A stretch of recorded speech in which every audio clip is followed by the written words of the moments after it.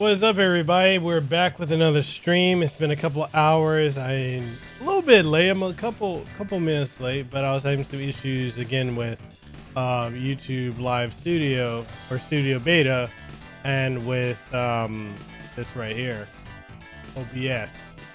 But we're back. We're gonna stream some Grandia. We're gonna pick up where we left off in the last one, and go from there. I hope everyone's had a great day so far.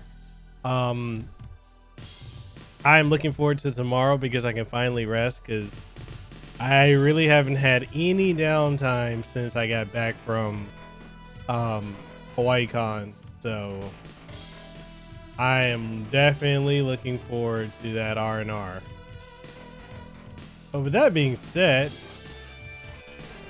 hey Zero, how's it going, man? Where's Sprite Mix? I was reading some of the Discord conversation earlier, so hopefully he's doing a lot better. We can talk about it on the stream. I can talk about all my experience with really bad bosses. But yeah, if you guys are ready, let's hop on into some Grandia 2.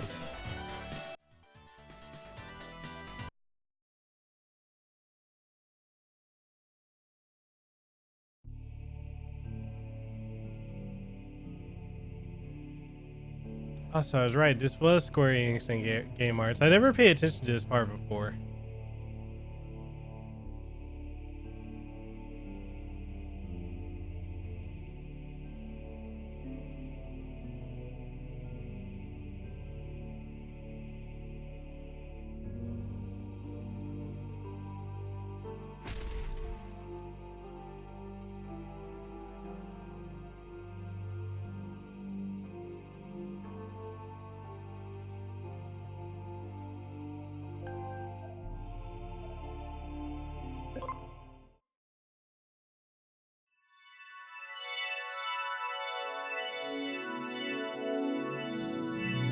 Game art.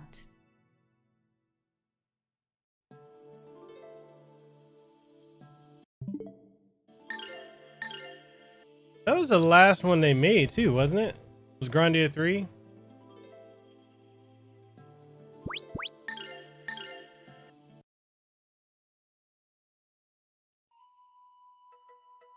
No, sometimes when I stop and think about it, like the 2000s when Square was just buying up every IP, just I don't think it was good for the RPG scene when they had a monopoly on everything.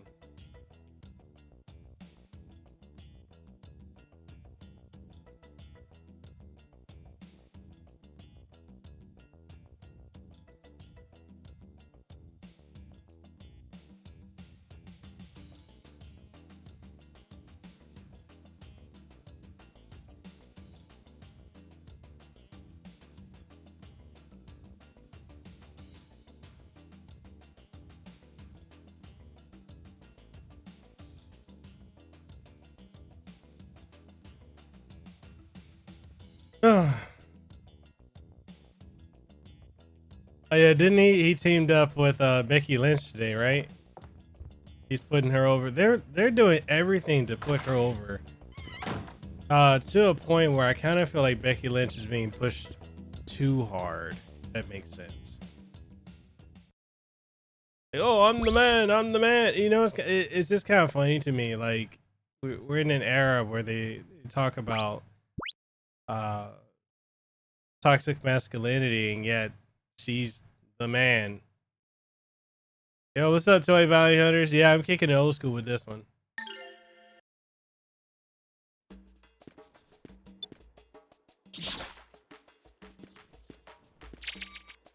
Especially after beating Zelda.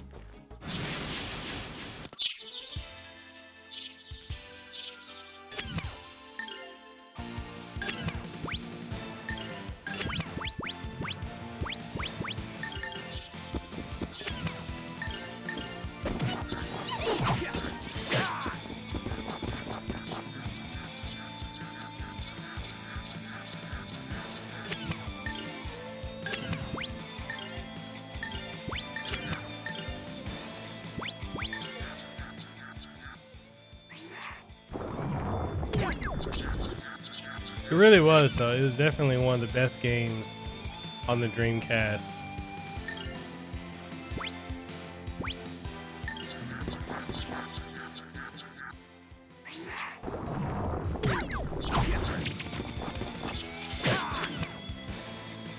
No, I'm playing this. I'm playing the playing this on Switch.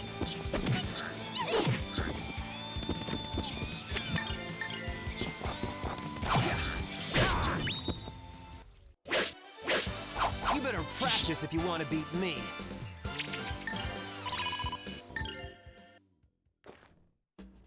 You know what's crazy is I initially did get this on Steam.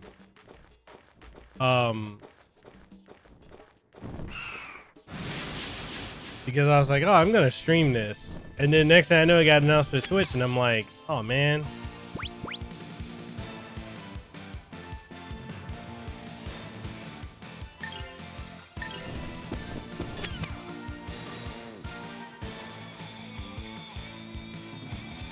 Yeah, Dead by Daylight. I have Dead by Daylight on Xbox, but I don't play it. I've never actually played it.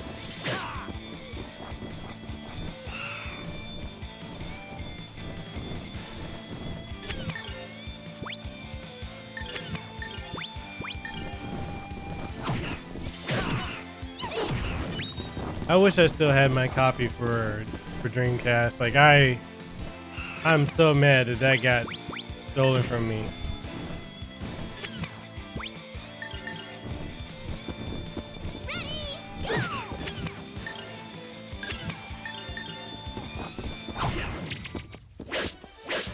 You better practice if you want to beat me.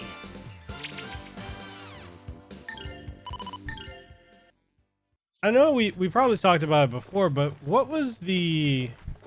I know the PlayStation 4 version got PlayStation 2 version got heavily criticized, but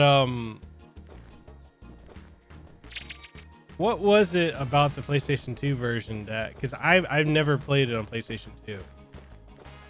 Was it a ran bad, or... I know there were a lot of, at times, optimization issues for Dreamcast games that became PlayStation 2 games.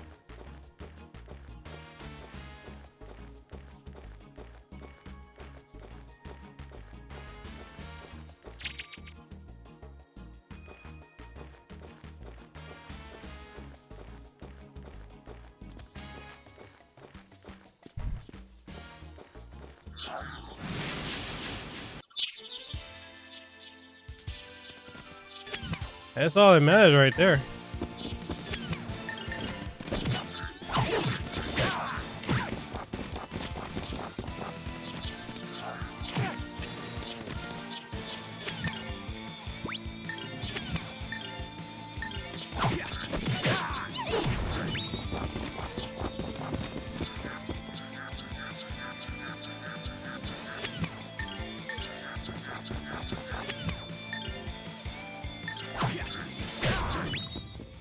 You know what's interesting?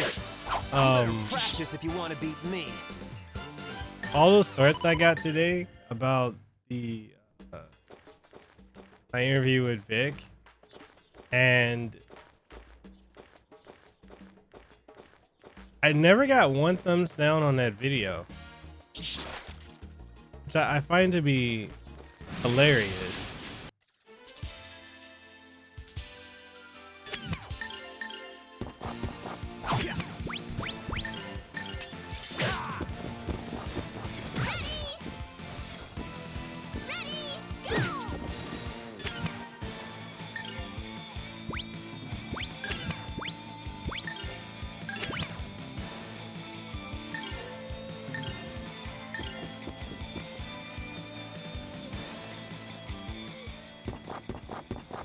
Tensei can slash!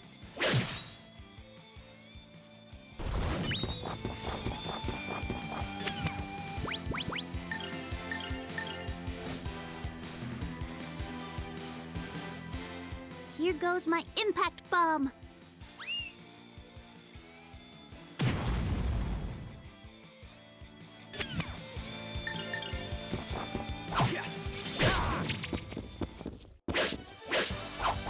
practice if you want to beat me.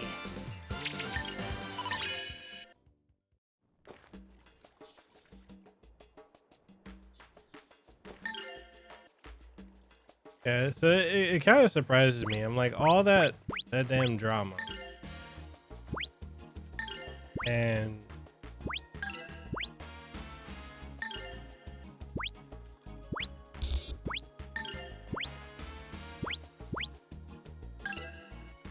like nobody.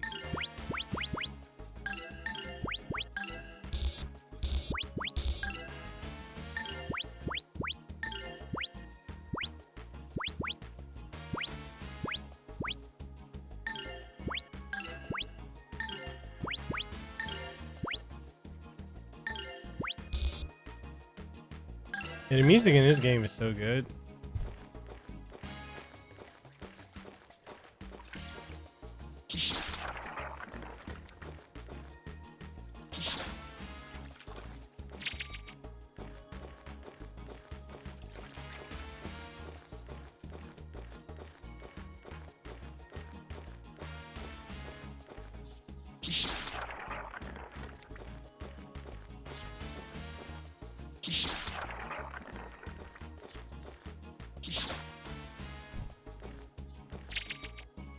So what did you think of SmackDown overall, Zero?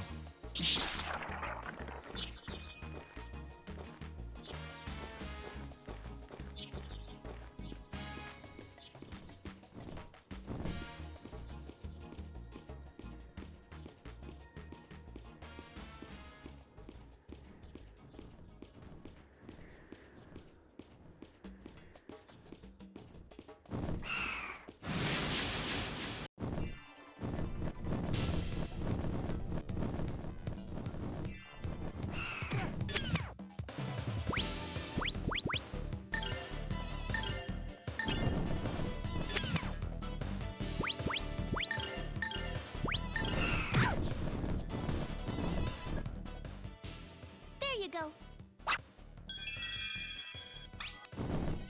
You know what's funny is so many people are upset that Brock Tensei can slash.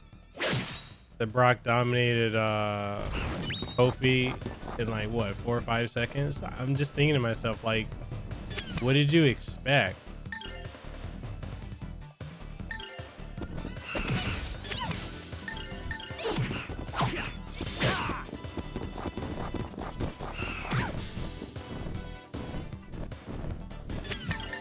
Oh yeah, it's way toned down. You better practice if you want to beat me. I do miss how it used to be honest. I mean, there's a lot of cool stuff now, but I think in comparison to what it used to be, it's significantly toned down.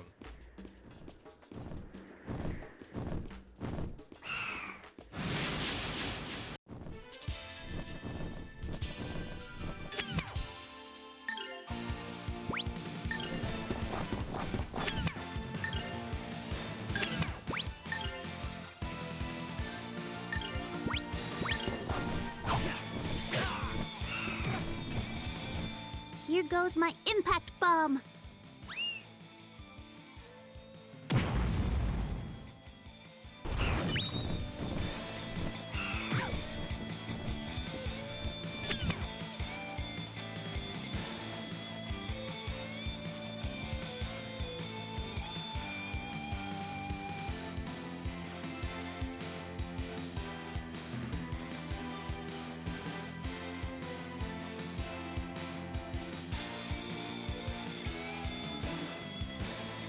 I mean, with as much as they utilize the Rock to come back,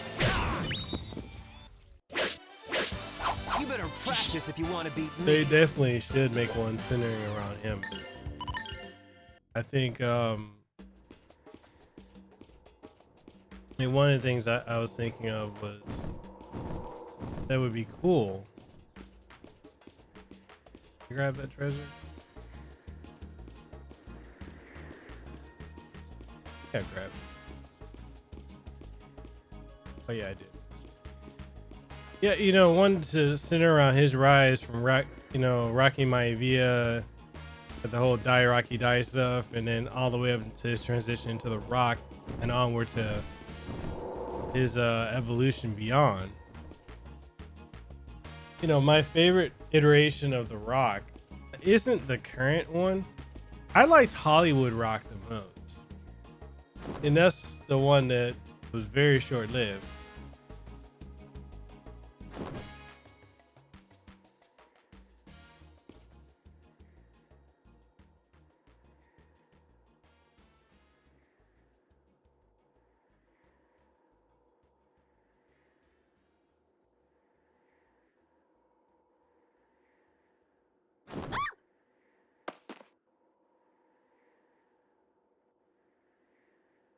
Yep, I remember.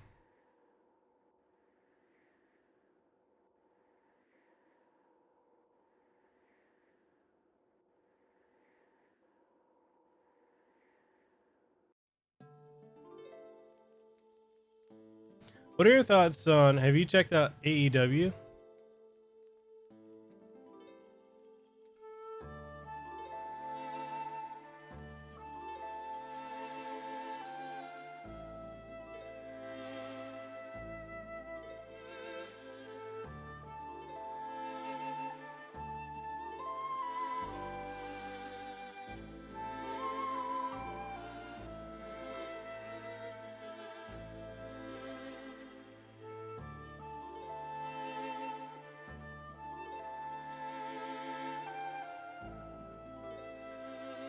Yeah, yeah, AEW, All Elite Wrestling.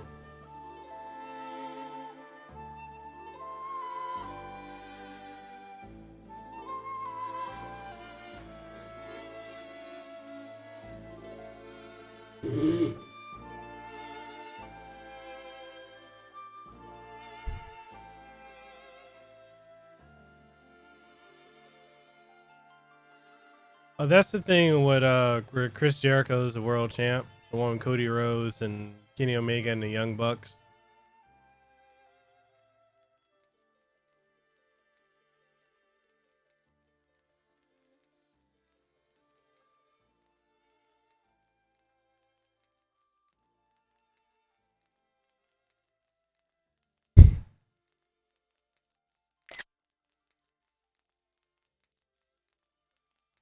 That right there, that was savage as hell.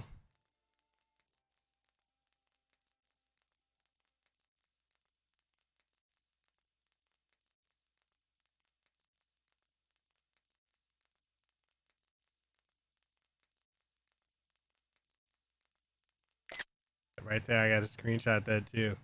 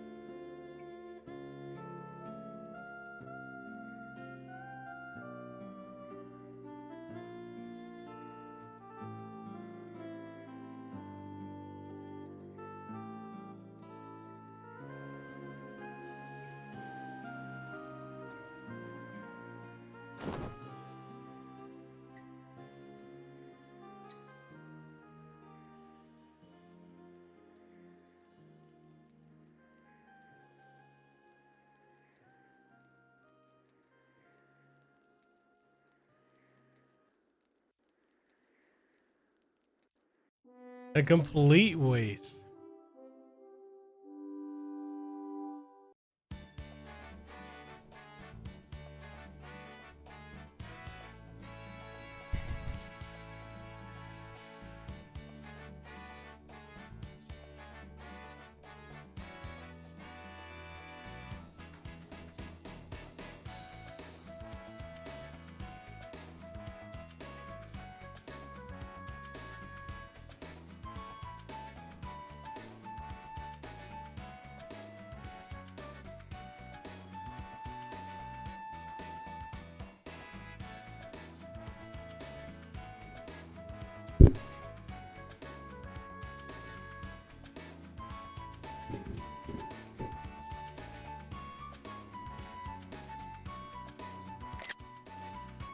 This is hilarious.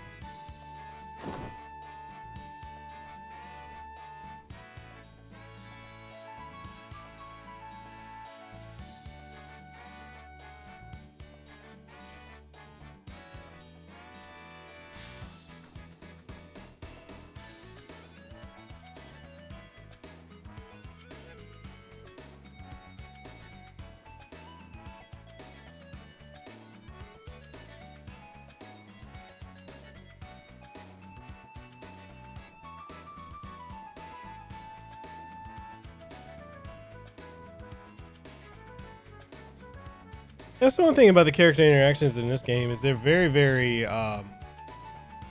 realistic. Like you can emote to it.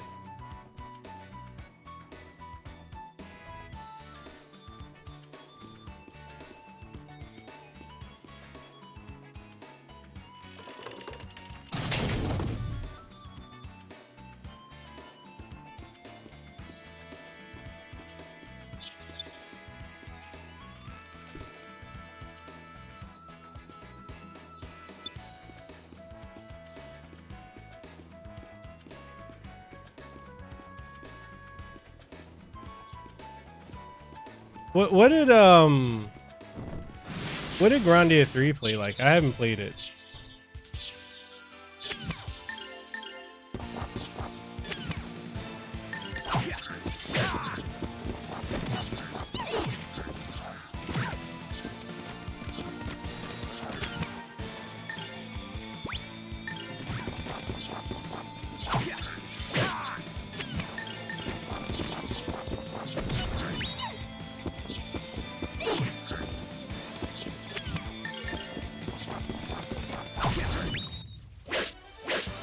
You better practice if you want to beat me.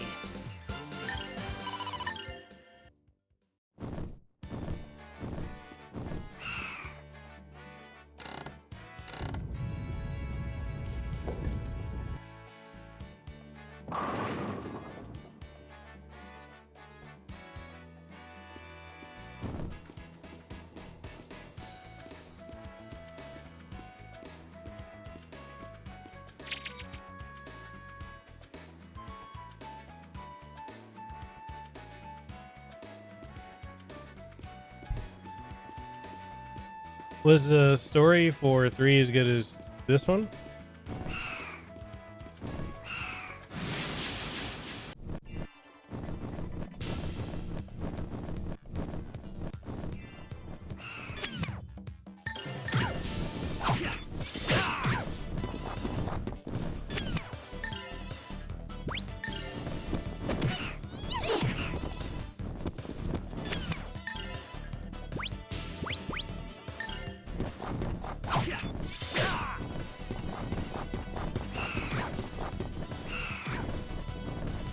They're definitely going after Elena.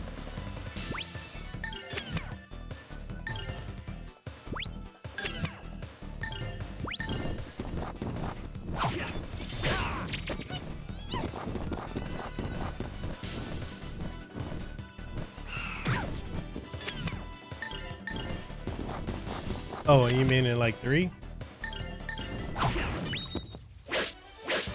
You better practice if you want to beat me.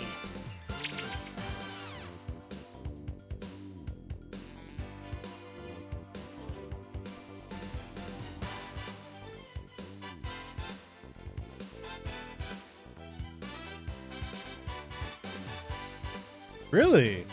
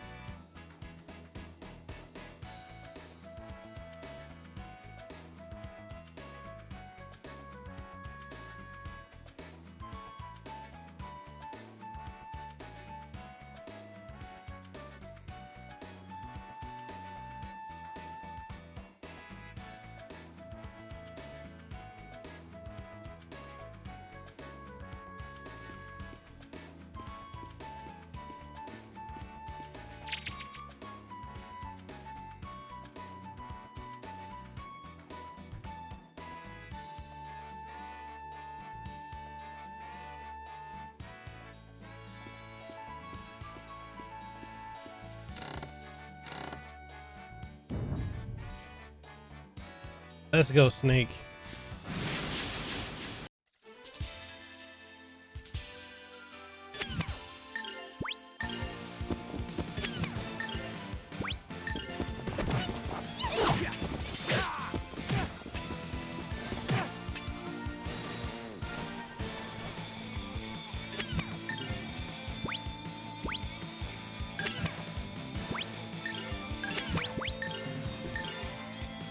So one of the things, like I was saying to Leihua yesterday, a game I think would be cool to see her play,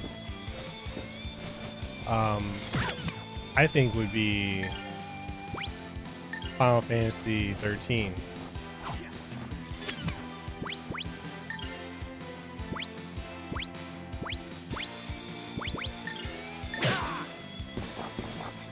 There you go.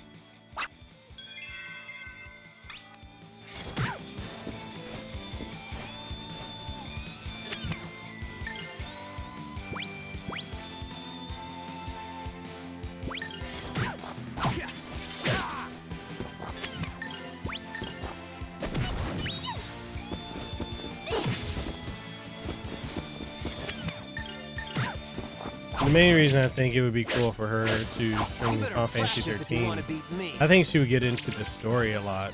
Probably more so than Final Fantasy 12. Even though, granted, Final Fantasy 13 is a polarizing entry, I think personally she would just enjoy it. One of the things like her and I have been talking about is like her having a streaming schedule, in the sense of, you know how like I set up all my stuff to you'll know what I'm gonna stream ahead of time. I was saying to her that she would definitely, it'd be cool if she did that too. That way people would know like what games to what games she's going to play. Here goes my impact bomb.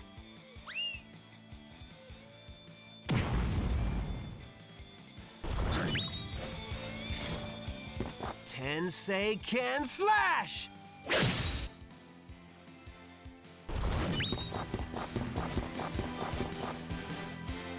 You know, the thing is about Final Fantasy 13, I know a lot of people hated that game. I personally enjoyed it. Here goes my impact bomb.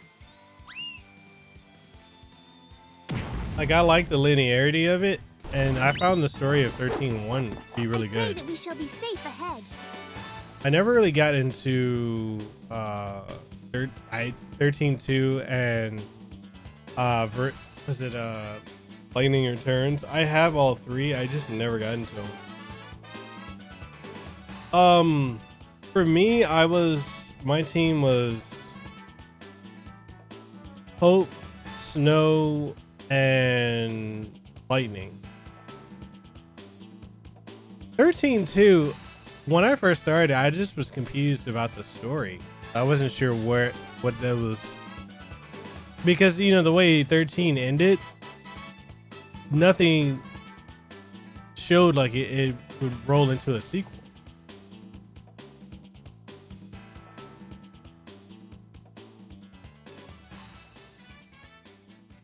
Oh, I was about to message you back.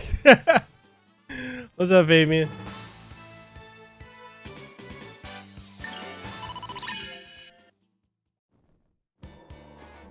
Bro, I gotta tell you, man, anyone who says that as YouTubers we get to rest more and all this other junk is so untrue.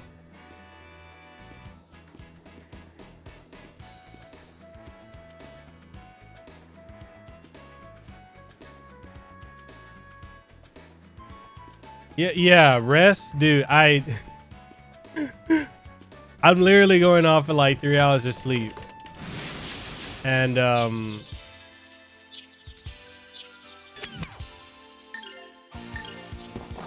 yo, what's up, Antonio?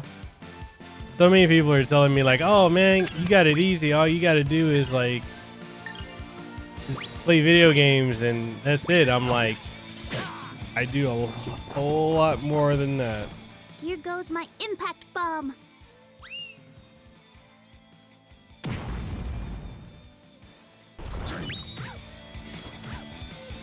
Man, they giving her that word. You said one of your friends used Lightning, Vanilla, and Saz. Other friend used Snow, Fang, and Hope, and argue which team was better. There were so many possibilities with that Final Fantasy. I just, like I said, like I absolutely loved it.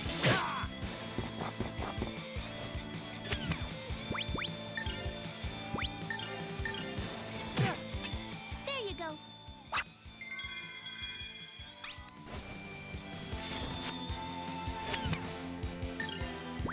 Easy.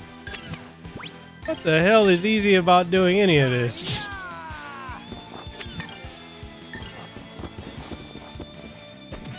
Ain't nothing easy about doing all this.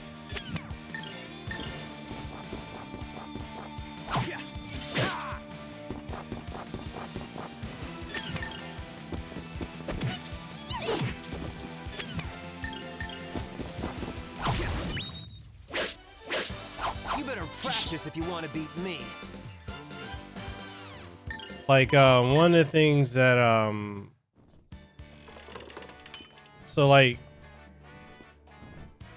I got more review codes in today and I'm over here like, God, I'm tired. Like I just want to rest this weekend, but then I was like, oh shit, I forgot that, you know, I got my my thing with Josh tomorrow, and I'm like, I'm trying to think like what time do we set again? And then one of my friends from Hori, he's one of the head PR guys. He's out here for a wedding and he wants to hang out, and I'm like, yo, I'm all I want to do is sleep.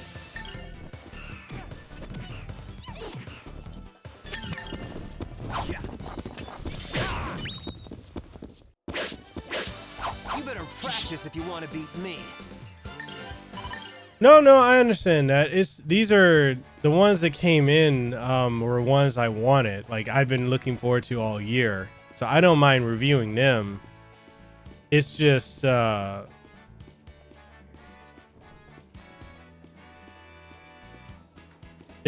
these interviews I've been doing for the podcast. Like I got a lot of footage, but right now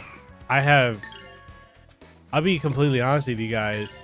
I have absolutely no desire right now to, bro, I don't even want to think about it. Not with a full-time job. Like I honestly, I have no desire to edit anything. Like I don't want to do anything. As far as like the podcast, and the podcasts are the easiest ones for me to do. But I just have no incentive.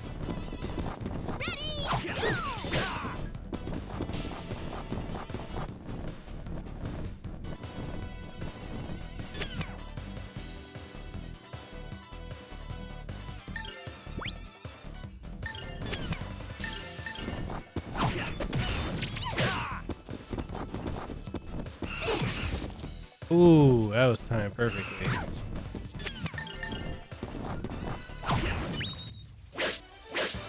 You better practice if you want to beat me.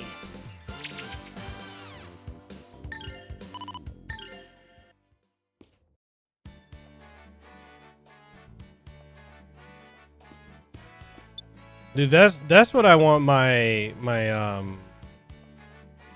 weekend to be. That's why like I decided to get rid of streams on Saturdays and Sundays, because it's like I don't, to be honest, like I'm like I don't feel like sitting in front of a computer, in front of a camera to stream or to be an entertaining point of mind. And one of the things, like I was talking to Lehua about it.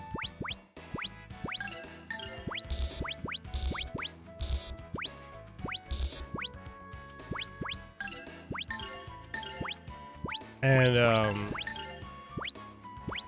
what I was talking to her about was like what she could stream and enjoy.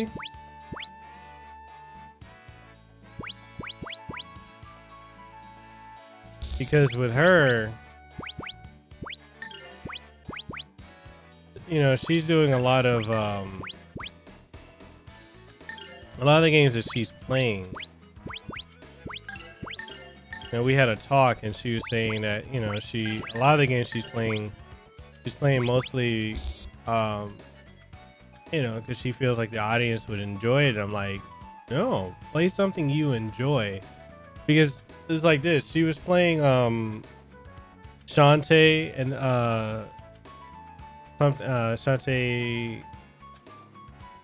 Shantae 5. I can something is 7 Sirens, the new one.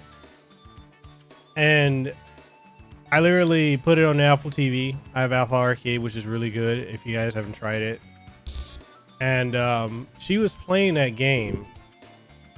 Literally sat there for like 2 hours just playing the new Shantae game. And she was obsessed. But, you know, and that energy she had was there. But when it comes to a lot of the other games that she's playing, I keep telling her, like, if you can bring the energy that you have for Shantae, and she loves the series. She's played every game in the series, 100%, all the games. I'm like, if you could bring that energy to your streams, it would do you wonders. You know, if you're streaming a game for views, like Fabian, you and I, we don't play the newest games all the time. And our concerns are never about views. It's, are we having fun? Because the thing is, like, you're streaming, you're not having fun, your audience isn't having fun.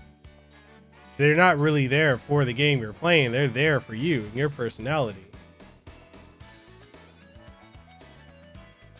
And it's like, I'm playing this game, you know, Grandia 2 from the Grandia collection. And the newest game that I played, I've only played a couple of new games actually this year. I played a lot of them, but my intentions were just to just stream them, not review them. Like, I'd love to stream Fight and Rage. I'm not gonna stream Ni no Kuni anymore. Even though I was having a lot of fun with it. I'm just gonna play that offline. There's a lot of games that I personally feel like I need to play offline. And one of the things I was telling her is, she was saying that the only time she plays a video game at this point is when she's streaming. And I said, that's terrible. You can't do that, because then you're making the game and streaming feel like work that you don't enjoy, and you have to put yourself in a mindset to do it. I play games offline all the time. I play King of Fighters, like my go-tos that I play daily: King of Fighters 98, Fight and Rage, Dragon Ball Fighters. And if we're just talking about the Switch, it's another good game I play. Like, I'm gonna get back into Ultimate Alliance 3 because I really want to get back on that.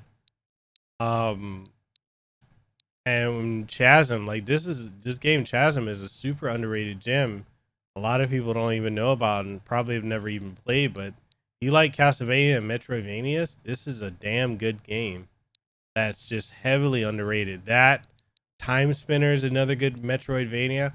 Like if I was just trying to stream, I would never get around to playing them. And I've got all 3 of the Dooms. I need to get I can't wait for Doom 64 to come out. But yeah, like I just enjoy going and playing a lot of the games that I probably don't have a lot of other playtime in, but I never play anything just for views. And if one of the things I was telling her, I was telling a couple other people too, if you get a review copy or code for a game and there's an embargo, you need to get your reviews out or your streams, whatever you're trying to do, you need to get that out when that game's embargo, like either when it lifts or within the week of its release. If you do anything outside of that, and this is for anyone who's a content creator, when you get a code, if it's something that you actively want to cover, say like when I got Ni no Kuni, I wanted to cover it. I made it a point to get my review out within the first day or 2 of its release. Same thing I did with Fight and Rage. I got that out actually at the minute of the embargo lifting. And I rode the wave of not only views, but it also gave me time to really, let people see the work that I do. And that's really what you want to do. You want the exposure. If you're reviewing Ni no Kuni or Fight and Rage or any of these games at this point later, and you don't have a base and you don't have an audience that you can actually speak to, then I don't really know what you're doing at that point. And I know a lot of people that they hop around game after game. They'll play a game for an hour and hop around to something else, or every other week it's a different game.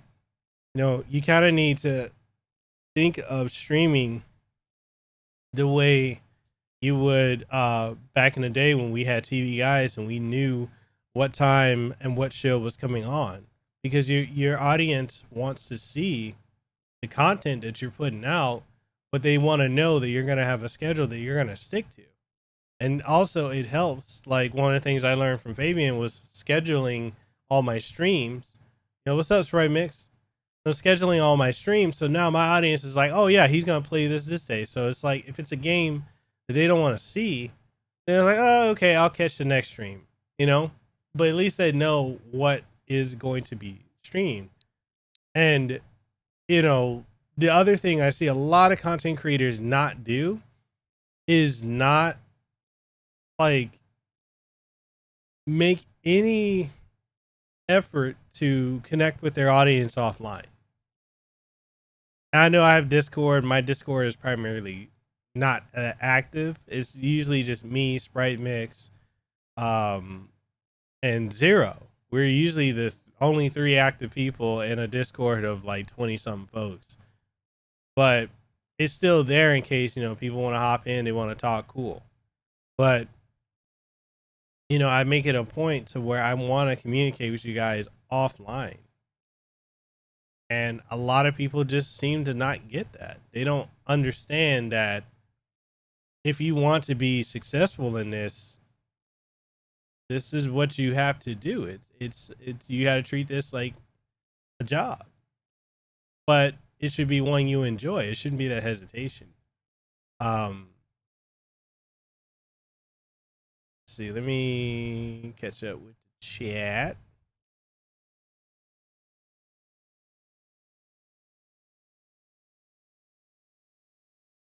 Yeah, Zero, I do need to take a break. Going off of 2-3 hours of sleep forever.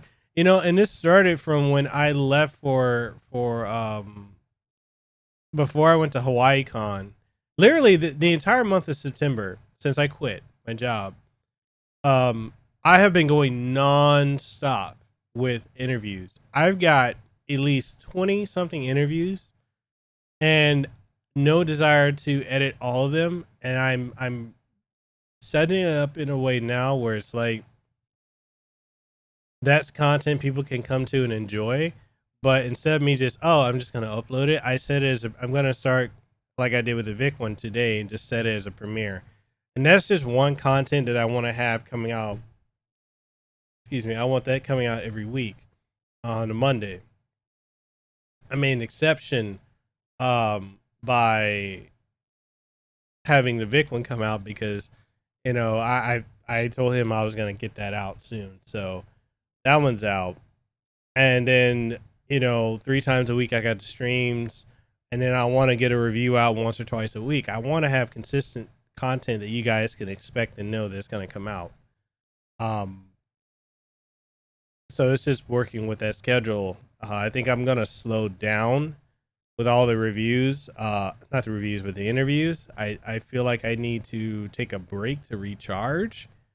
But the only thing about that is I'm getting so much more people from the game industry, like high up people.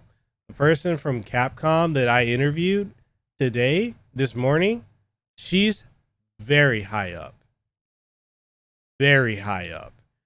And as tired as I was, I came with it because the valuable contact, she's an awesome person. And she took the time out of her day to schedule that time with me. So I'm like, yeah, I'm going to go with that. A lot of the gaming industry people, you know, I'm just making my connections there. Um, After this whole Vic thing, I don't really know if I really want to work with voice actors anymore going forward. Maybe that's controversial for me to say, but you know, after like there's someone I interviewed Kira Buckland, the voice of 2B from Nier, and she's Talim in Soul Calibur, and she's Kyoko in River City Girls. And the thing is, absolutely no energy, no interest in the interview or anything like that. And I'm just thinking, we scheduled this like, you know, we scheduled this like a month ahead of time, and then she just makes no effort. I'm like, okay, well, I'll still put it out, but I mean, it's not. It's really probably one of my worst interviews because literally I felt like I was pulling teeth to get anything out of her. You know, and a lot of these voice actors, with the exception of Vic and Nick and Ruben and what's his name, Gerald Rivers. You know, with the exception of them and even Coleman, a lot of these other ones they act like any interaction with people who aren't voice actors or who aren't in the industry, they act like it's such a burden. You know, they act like, oh God, I guess I have to do this. I guess I have to do that. And it's like, no, motherfucker, you decided to come on my show. Treat it with some respect. You know, that's the one thing I love about Ruben. Ruben will go on anybody's show, big or small. He's been on a channel. He did an interview with some folks with like 10 subscribers. But you get a lot of these people that just have these egos, this narcissistic mentality, and I don't know, man. I feel like I'm just tired of dealing with voice actors. Maybe you say I don't think you should exclude voice actors. You might limit yourself, but maybe be more selective. No, I agree with you. I definitely do need to be a lot more selective about who I'm going to interview. I've got a couple more lined up, like Greg Chun, who was the main character of the Judgment game, the Yakuza spinoff. He was Kunio in the River City Girls game, and you know, he's cool. I'm definitely looking forward to interviewing him. I'm going to be interviewing Hollywood actor Eddie McClintock. I'm definitely interested in that, and you know, a bunch of other people. But as far as the voice actors, I think I'm gonna cool off on that a little bit. Um, I don't know, like this whole thing with Vic, the way Sean Chiplock came at me. You know, he's the voice actor for Reen from Trails of Cold Steel. Um, I thought him and I were friends. And for him to come at me like that just really kind of blindsided me a little bit. And then how Kira just was just uninterested entirely. So it's like, eh. Like another person I'm set to interview is the guy who voices Ryudo in this game, Cam Clark. You guys might better know him as Liquid Snake. I also have David Hayter lined up. David Hayter is actually friends with one of my friends is a voice actor. The guy who voices in Bison, Gerald Rivers, actually got me in connection with David Hayter, because they're friends. They've done some conventions together, and it's I'm excited to interview David Hayter, but at the same time I'm like, did I expect this appointment? It's just, I don't know.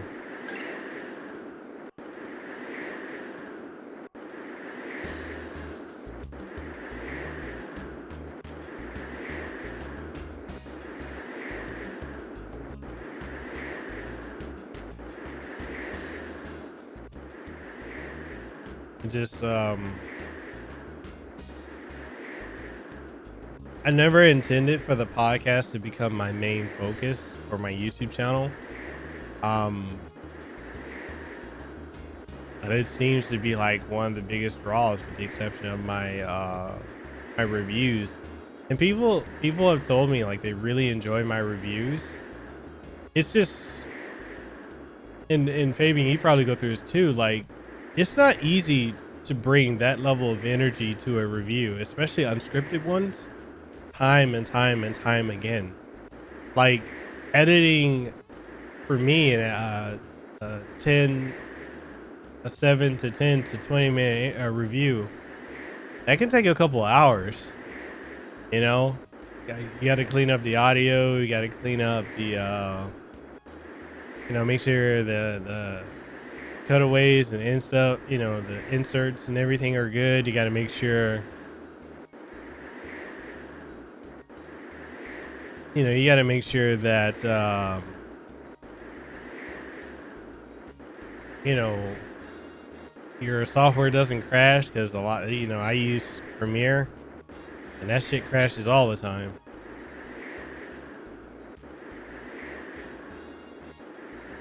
Maybe you say, you spend 2 to 3 days on some.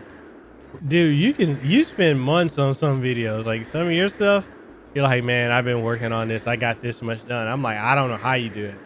That's why I gotta say, man, like, big ups and respect to Gamer Thumb TV, because you literally are the hardest working YouTuber I know. Like, there's nothing you put out that's half-assed, and I respect the hell out of that.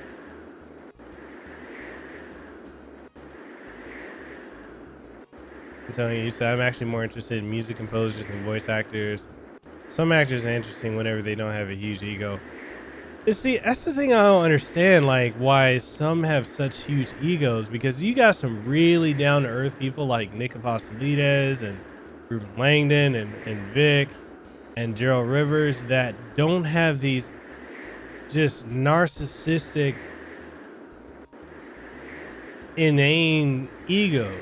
Like, they're very down to earth people you could just literally, just walk up to and start hanging out with. But a lot of these others, like, they just, like, after this whole thing with Kira, I don't ever want to work with her again. Never. Like, I'm that just, I mean, between no showing on Wednesday and then showing up an hour to 2 hours late for the interview yesterday, having me sitting around and waiting, and then, doesn't even really want to be interviewed. That interview is probably like 15 minutes long. And, and I'm not trying to trash her or anything. It's just, that was frustrating. That was really frustrating. I really felt like I wasted my time.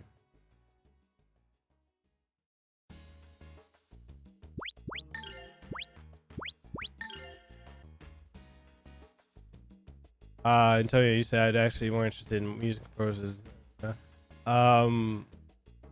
Which music composers are you interested in? And then Fabian, you say started this Castlevania timeline, right? Jesus, you've been working on it that long, bro? It's been 4 months since E3. Holy crap. That's right, you say you need to sharpen your Japanese skills to help translate stuff for interviews. I would love to interview some Japanese voice actors. and Japanese industry people.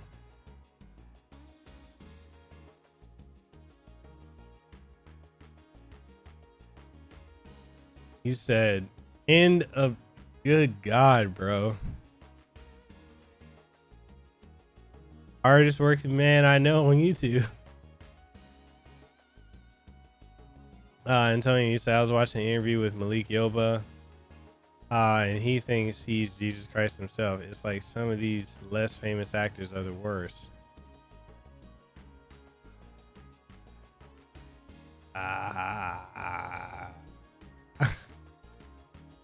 Malik Yoba is definitely on the one. I'll say that much. Fabian, you say one thing people don't realize is while I was working on that, I also had to keep up with the rest of the content on the channel. Dude, people don't understand that. Like, they really don't understand that you're working on so much at one time. And it's draining. Like, there are days where I'm like, I just want to sleep, and I know I can't. Like, I gotta get up, I gotta record footage, I gotta, you know, prep my streams, I gotta do my podcast, I gotta edit stuff. It's one thing I'm trying to do now is I'm definitely trying to make it a habit, because I haven't been to the gym in like 2 or 3 months, right? Well, with the exception of one off time. And, you know, I'm literally just at a point where I'm like, I need to get my ass in the gym. I've gotten fat than what I was. You know, I'm not a small guy, and I've gained weight, gained a lot of weight actually. And I just need to get back in the gym, but like, I gotta find that motivation. I used to say, like, if I wasn't at Hawaii Pacific Health, I would definitely be in the gym more, but I'm not. Like, I need to get my ass in the gym. I need to be hitting them weights. I need to be hitting that cardio. You know, one of the other things I've actually started doing is helping out with Leihua's garden. I've been doing a lot of gardening, because you definitely need to not only do self-care, but you have to step away from content creation for a bit. And it's easy to become obsessed with it.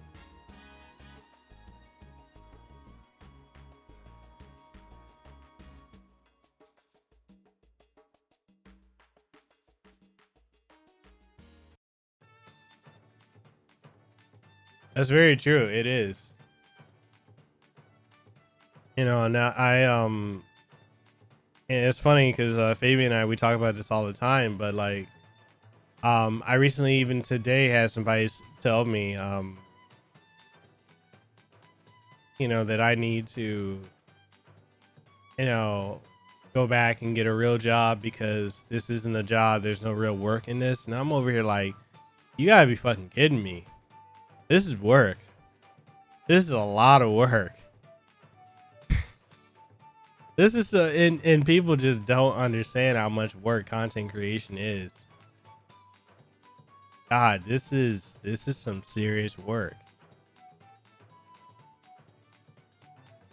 The only difference is if I don't do what I need to do,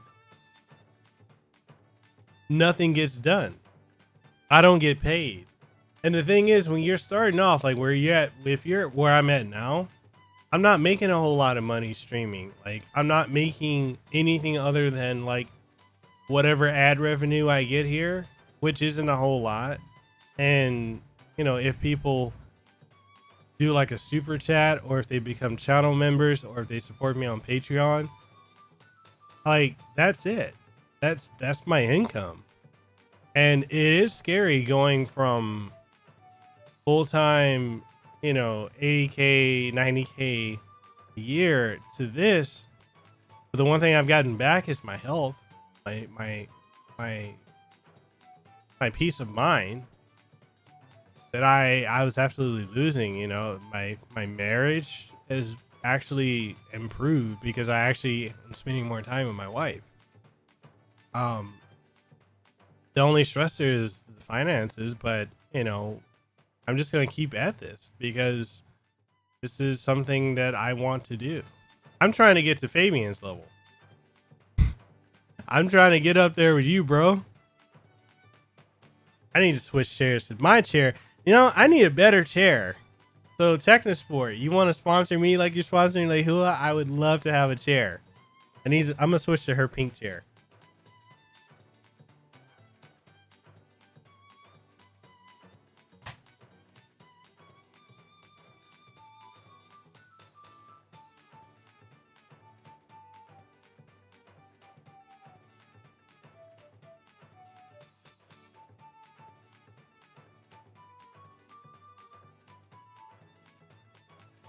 And her chair is so comfortable. Oh, it's good on my back and everything.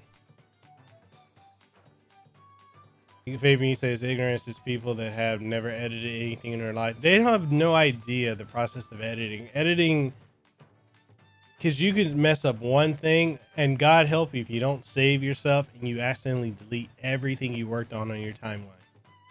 Then you gotta go back and do it all over again. It's crazy. Zero, you said there are some channels that have multiple people doing what you guys do, and you guys are doing all of it by yourselves, so you deserve props. You know, and that's why, like, I look at some channels, and I'm, you know, I don't want this to come off like I'm hating or anything, but when I see some channels where you've got like 6-7 people on it, and you got one guy who didn't even play the game, but he's the voice person to cover the review, aka Nintendo Life, Alex and Nintendo Life. And I'm over here like, how can you talk about a game you didn't play? You didn't edit the video, you didn't write the script, you didn't play the game, but you're the face. Fabian and I over here, we play the games. We don't rip any footage from trailers or anything like that or other people's gameplay. We play the games fully. We edit everything ourselves. We do our own thumbnails. We are a one-person team. And it's draining. God, I you know, it's a lot. It's really draining. And then you got to worry about factors outside of it. You know, family, your own mental health and rest. And it's a lot of work. It's not for everybody, but for those of us who stick with it, it's more than worth it for us. Maybe you said finances would even be a stressor if you had a day job. It's a fact of life, so you might as well do what you enjoy. This is true. Even when I was making 80, 90K a year, I was still stressing about money. So that's true. Antonio, you said content creation is probably a lot of mental work too. Whenever you're not working, you're probably thinking about work, like new content. Yep.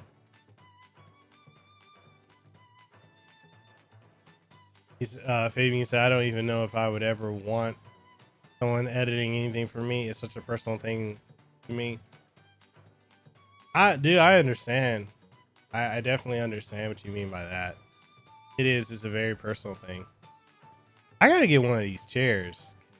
Man, my back is really hurting in the chair that I've been using. I need to get a chair like Lee Hood. I tell you say Nintendan, a guy I interacted with before, who live in the same country, writes reviews, but because of his thick accent, other folks read them for video reviews. Still think it's stupid. Yeah, he should just, if he's got an accent, learn how to like play it down. And Fabian said to me, it's like an author. Would you want someone writing your story for you? Hell no.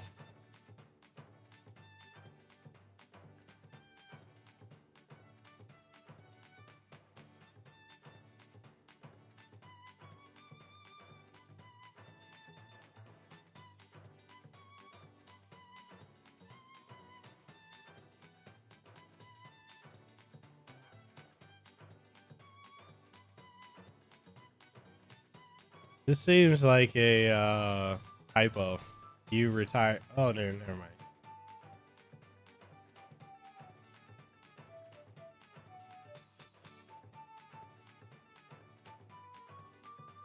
I'm not a fan of Game Explain or Nintendo Life, to be honest.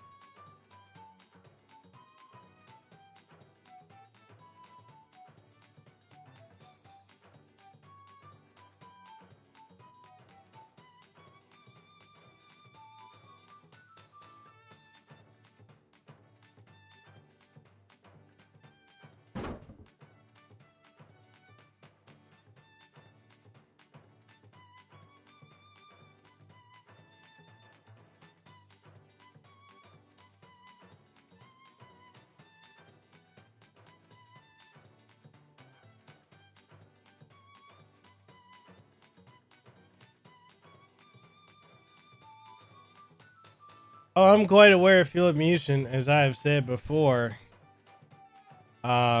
He ripped off my entire fight stick video for the Switch, and bigger YouTubers told me to stay quiet, and I regret it because I wish to God I had said something. And filet mignon that motherfucker. Okay, yo, Fabian. This is the reason I need to take this video down, right? Here's the reason why I need to take this video down. I got 428 views on my Vic Mignogna exclusive interview at HawaiiCon. 428 views, 26 comments, 50 thumbs up, and 0 thumbs down. That's terrible numbers.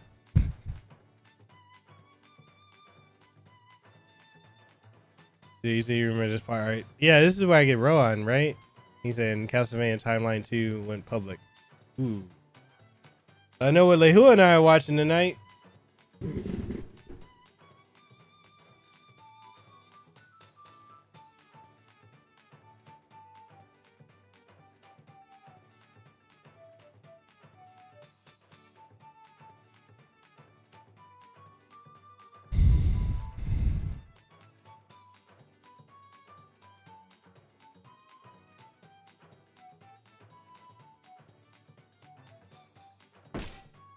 I beg you again. Is the answer still no?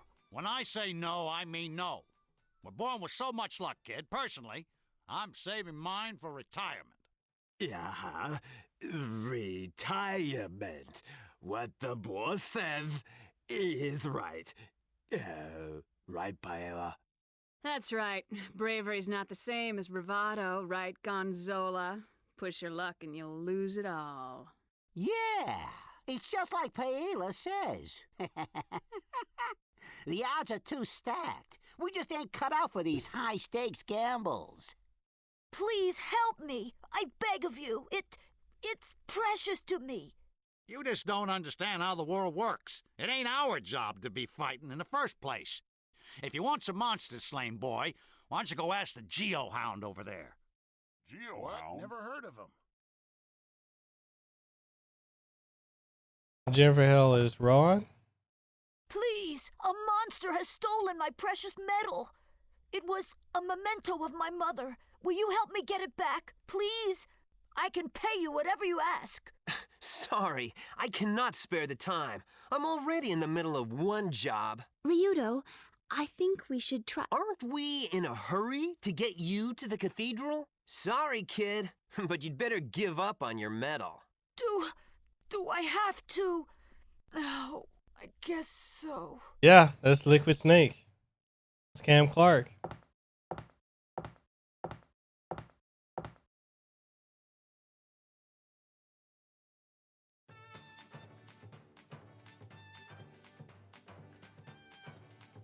You said also, wait.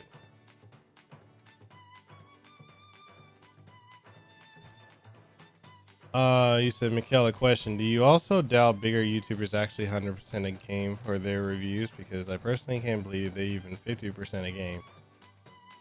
Ooh. Yeah.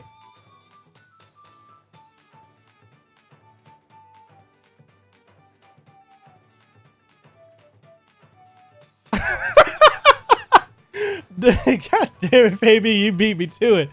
I was gonna say most of them, they don't even do like 5%.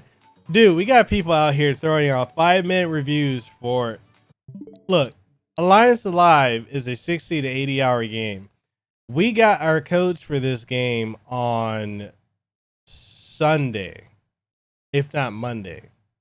The one guy who put up a review today, he got a code for it on Wednesday, and he's got a review up that's a 5-minute review. And all he's doing is, I feel like he was waiting for me to put up my review for it, which I haven't played enough of it to review yet. This is probably going to drop on Monday. But, you know, he has a tendency to take other people's reviews and copy them. And like the most egregious of it, which I think, Fabian, I was telling you about it, the Fight and Rage video. He copied that to the T. He copied my Nino Kuni review. He copied, what else have I reviewed that he copied?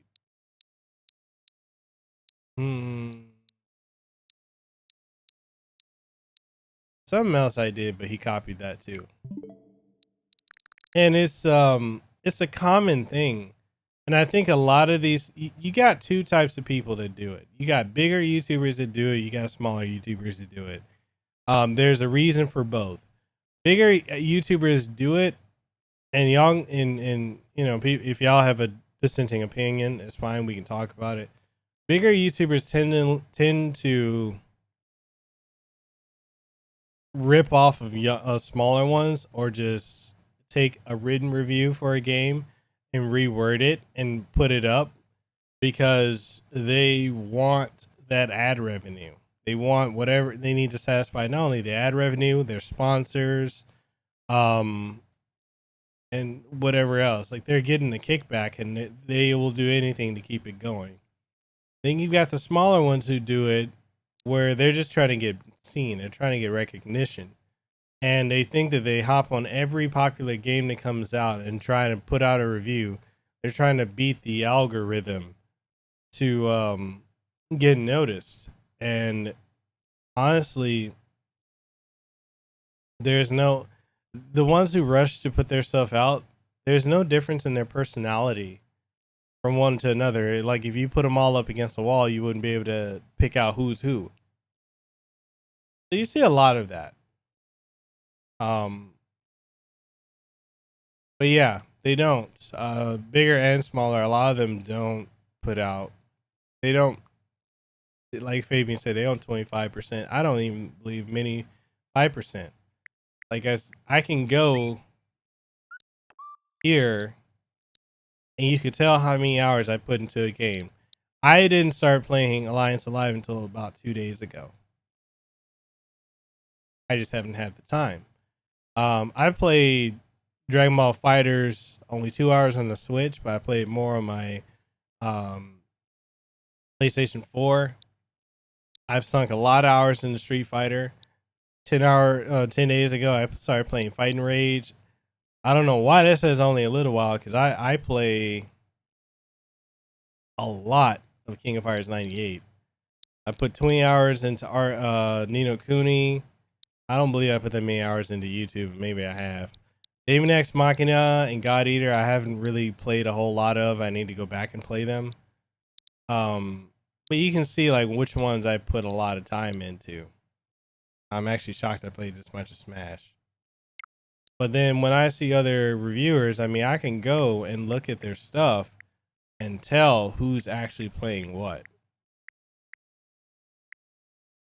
And for a lot of us, that's how we know if someone's bullshitting or not. Like,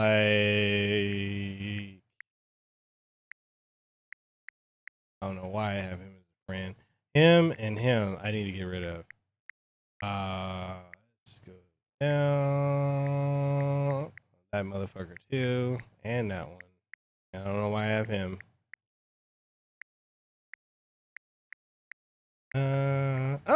The voice actor that was harassing me is still on my friends list. Mm, mm, mm, mm.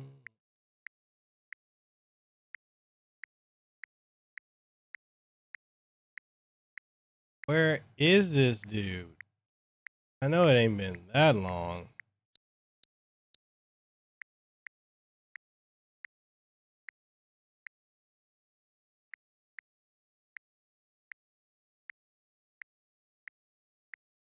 Maybe it has.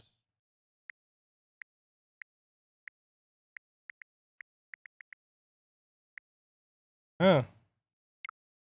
Well, I was gonna show you, but he's apparently not there. Let's see.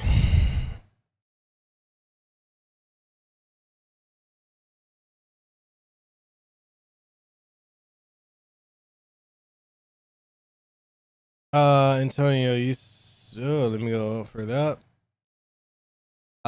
Fabian, you said when you have an Assassin's Creed Odyssey review out 2 days after you got it, you didn't play shit. That's true. That's true. And you'll see a lot of people do that. Antonio, you said sometimes I notice guys like Dreamcast guy, I don't give a fuck about name dropping, are just repeating catchphrases or one-liners from other reviews because he don't play shit. But if you ever confront him about it, he's gonna cry and send his people after you. Most of them do that. Fabian, you said notice this. They always rush out to get noticed, yet constantly complain that they never get noticed. I'm just saying. And usually you have a lot to say, dude. I feel like we're gonna have the casting of a campfire feature hosted by Gamer Thumb TV. I know you could roast some people. I still can't believe that Screenwave was trying to recruit you. That's hilarious. He said, I would love to see their actual playtime. Remember Doc Trey 81, who doesn't do reviews, at least once posted a photo of his Wii U games playtime. Because folks are bugging him. I got Doc Trey over here. I don't know if he plays a whole lot. I know he hypes games a lot. Doc Trey.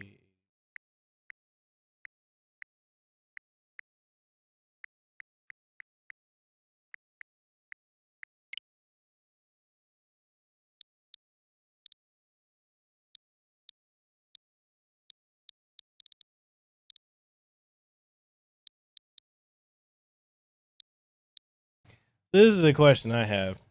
How does this guy, he put out a full 5-minute review of a game he played 2 hours of?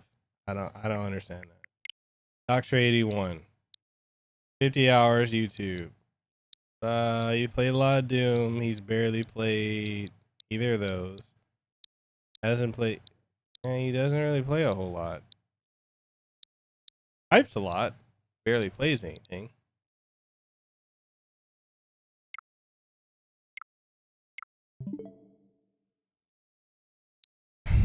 This is why I don't really trust any reviewer.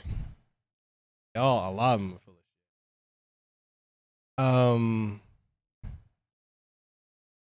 You say he's not the only one. It's a trend. Big YouTubers say something, it trickles down to the small ones. Next thing you know, everyone's saying the same thing.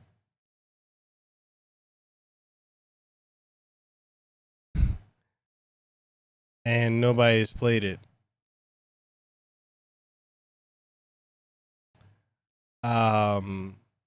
You said Gamerthon last year. I actually wrote down specific words that would pop up in a lot of reviews. For example, IGN people were using the word caveat, and suddenly others used. Oh God, I remember that. That's why it makes it LOL. This is like a safe haven for us. It is, because I'll say anything I fucking want to say, and even if these bigger YouTubers when they come at me, I'm just gonna pull a John Cena and be like, "You can't see me." Wait, Screenwave is still trying to get you? Wow. He said one of your biggest pet peeves is when creators talk up MCNs, the most unnecessary creatures on YouTube. I don't get the whole. What is the need for MCNs at this point? I don't get it. Right, makes you say, if I may ask, what old fighting games would you like to be ported to Switch? Capcom versus SNK 1 and 2, along with SNK versus Capcom, SVC Chaos, and Match of the Millennium, all in one combination. I would love to have that. I would love, and I know this for a fact, that they are working on, Capcom is working on the Marvel Versus collection, which is going to start off with War of the Gems and go all the way up until 3, possibly Infinite, but more likely 3. I would love to see. There's a fighting game I have that I really enjoyed.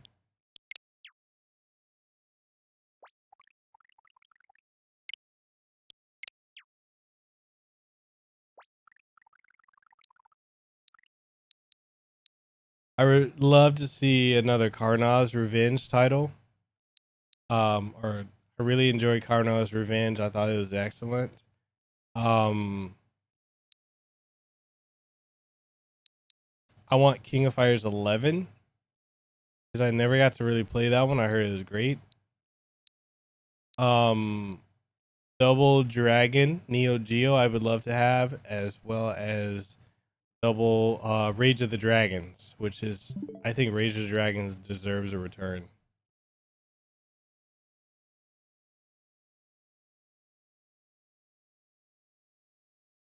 The whole thing with signing up with an MCN is that they think that that's going to make them blow up. But it's like, if you don't have talent enough to be noticed before being signed, I don't understand what people think that signing is going to do for them. It doesn't make sense to me. He said Ultimate Mortal Kombat 3 needs a port. You know what's crazy is when I was in Walmart earlier today, I saw the Mortal Kombat cabinet and I almost got it. Like, the only thing is it would never get played. It would just sit as a background item. And you said anything that MCN can do for you, you can do it. Just saying.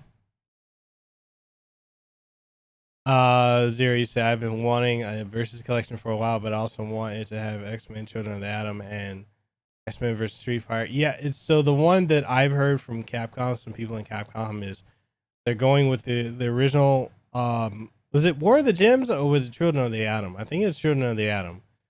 So they're gonna go with that one since that's the starting point, all the way to 3 Ultimate 3. And there also is talks of updating the Street Fighter 30th anniversary collection and including the games from the Street Fighter Alpha anthology, which I'm hyped if they do that. I'm so hyped if they do that. Yeah, so I mixed up War of the Gems with Children of the Atom. So you say YouTube, Antonio, you say YouTube should make this rule. Every video review of a game should start with a screenshot of a reviewer's playtime. I guarantee you that rule would make Dreamcast guys sweat. He'd be like, "Hey guys, I don't want to show you my gameplay footage and my gameplay time because I'm really not that good at games. And although I call myself Dreamcast guy, I don't really play any Dreamcast games. I just thought the name sounded cool. And keep dreaming."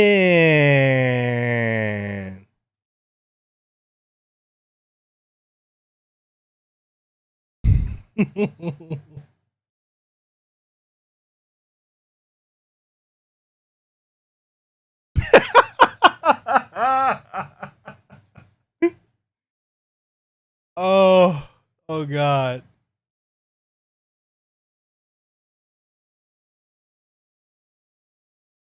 Wait. Damien, you said an MCN once tried to recruit you by telling you that they could unlock the ability to create custom.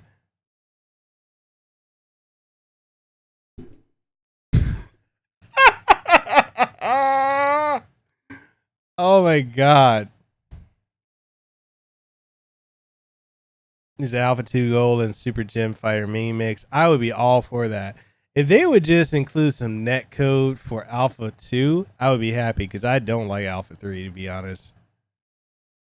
So he said so it would include all the non-arcade games that would be like That's what I've heard, man. That's what I've heard from my Capcom insider. He said, "Why can't they update all the games that have online functionality? Laziness? That's what that is." He said because the Arcade Alpha 3 had the least amount of characters. They need to go with upper or double upper, in my opinion. Yes, it sounded just like that. He talks like his audience is MR. So this is how you know you've been hanging around nurses too damn much, because the nurses I used to work with at Hawaii Pacific Health would always say, "Oh man, this person got the worst case of MR. Man, their MR is it's catastrophic. It's catatonic. Their MR." And I'm like, "The hell is MR?" They're like mentally retarded.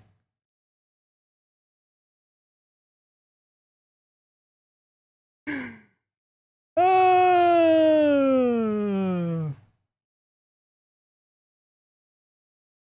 Miguel should be a voice actor himself.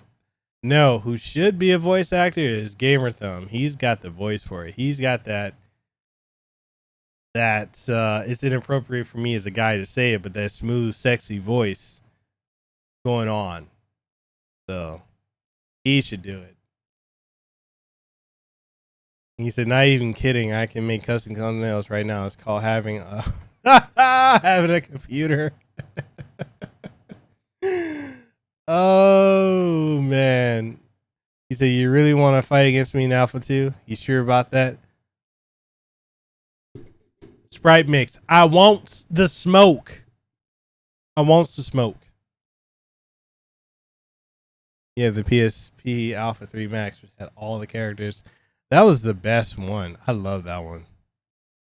But I'm not a fan of Alpha 3, but I love that entry. Wait, you just hit publish on the video and you already got 30 comments flooding in trying to respond to that. Man, this is why I need to get on your level, Fabian. You see, I actually like Alpha 3. I play a lot of it when Marvel vs. Street Fighter and Marvel vs. Capcom 1 on PS1 was playing fighting games so often back then. I don't know what it is about 2. I prefer 2. Fabian, you said I've actually wanted to look into voice acting in the East. Definitely on my to-do list. Dude, just hit up Nick. Nick will help you out. He said, "Mikhail, you have that typical warm radio voice. Don't downplay that." I don't have the voice for voice acting. I don't think anyone would ever cast me. You said bottom of the article, enough said.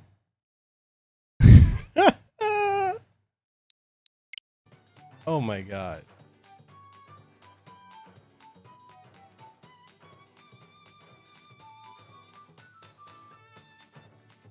Yo, that Super Nintendo port of Alpha 2 was really good though. Minus the slowdown.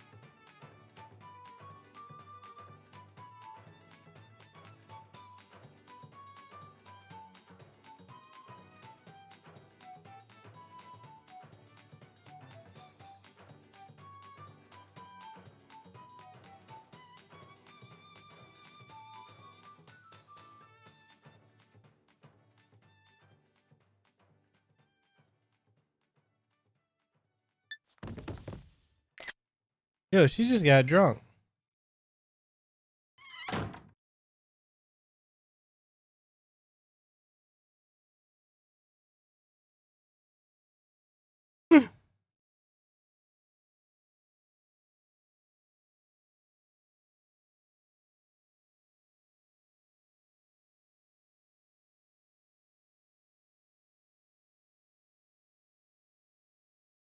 Millennia.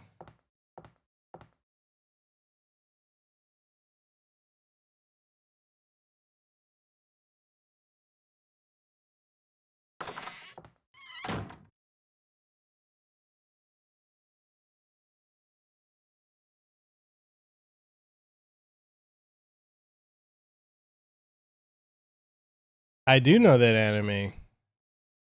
I probably could. I don't know though. After the whole Vic interview, apparently I'm blacklisted. So I don't know.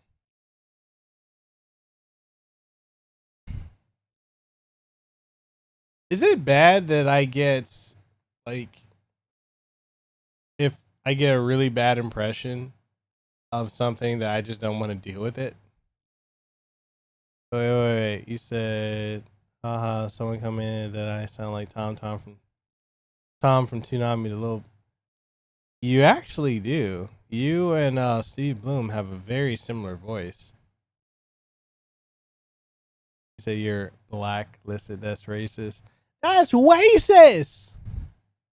I mean,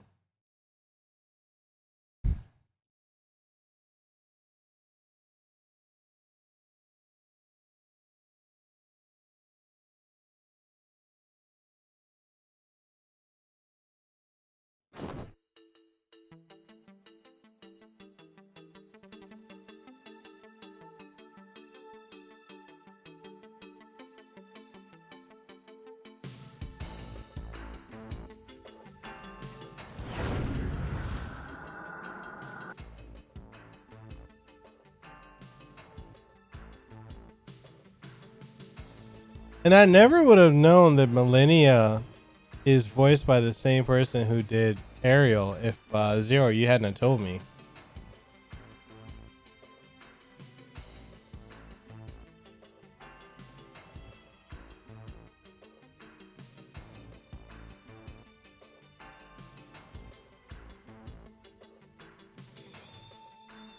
Well, I mean, not only that, but like I know like a lot of people, even like Lucas was telling me like because Vic lost his court case today that it wasn't a good look for me to have my interview up. But my whole thing is like I don't get it. Exactly. Like yo, like people interview serial killers all the time. Why can't I interview Vic? But if I'm really being honest, I people don't understand. Like even though the case was dismissed, he can still appeal it. But even in that, I mean, that's still Vic's business. Whatever he's gonna do, he's gonna do. That doesn't really involve me. And anyone who watched that interview or listened to it knows that it didn't even go in a controversial direction. That's why I don't understand. Which is why I'm curious as to how the voice actors that were all threatening me, how they're still on my Facebook friends list. They are still following me on Twitter and Instagram. So they must not be all that upset about it. You know? He said her boobs are too perky. This is true. Those are the best kind, though. I'm sorry. I love me a big titty woman. I've had, that girl from Australia. She was the best. I had her. I had this Chamorro. No, she's Filipino and Cuban from Cali. Ooh, the first time I remember I was working at a kiosk at the mall and I saw her and I just started chopping it up with her. And then the day I met her is the same day I was in bed with her. Hey, shush. All y'all. All of you all.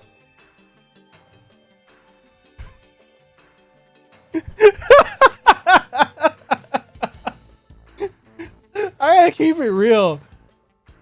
I love me some big city women. Like that chick, her name was Bettina Perez. Oh my god. And we were just chilling. Yo, my stream just went R-rated just like that. No, it's X-rated. Yo, we were just chilling. And I walked her to her studio. So walked her to her studio. Then we were just I walked up to her room, and then like she went in, and I looked, and I saw all these bras just hanging. And yo, she's one of those chicks. Like she's like a Coke bottle figure, and she's got this big old juicy bubble butt, right? Kardashian style, but natural looking, and beautiful face. And I'm looking at these bras because she's wearing these baggy shirts because I couldn't tell anything, but she's wearing these bras. And yo, she was a 38G. 38G. My God.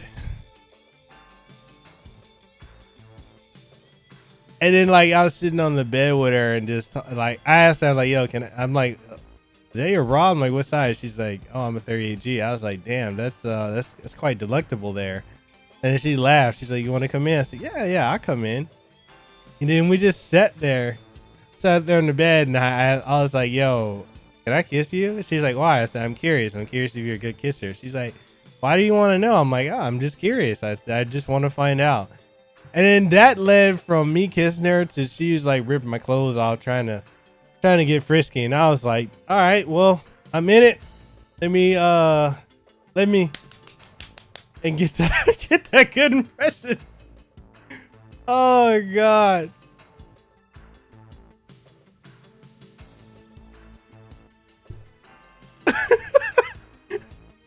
Bruh, you have no idea. I was getting hella action. Yo, I mean, even and Lehua, if you're watching this, please don't get offended at me saying this. Even with my wife, I didn't make a move. I don't make moves on women. I don't.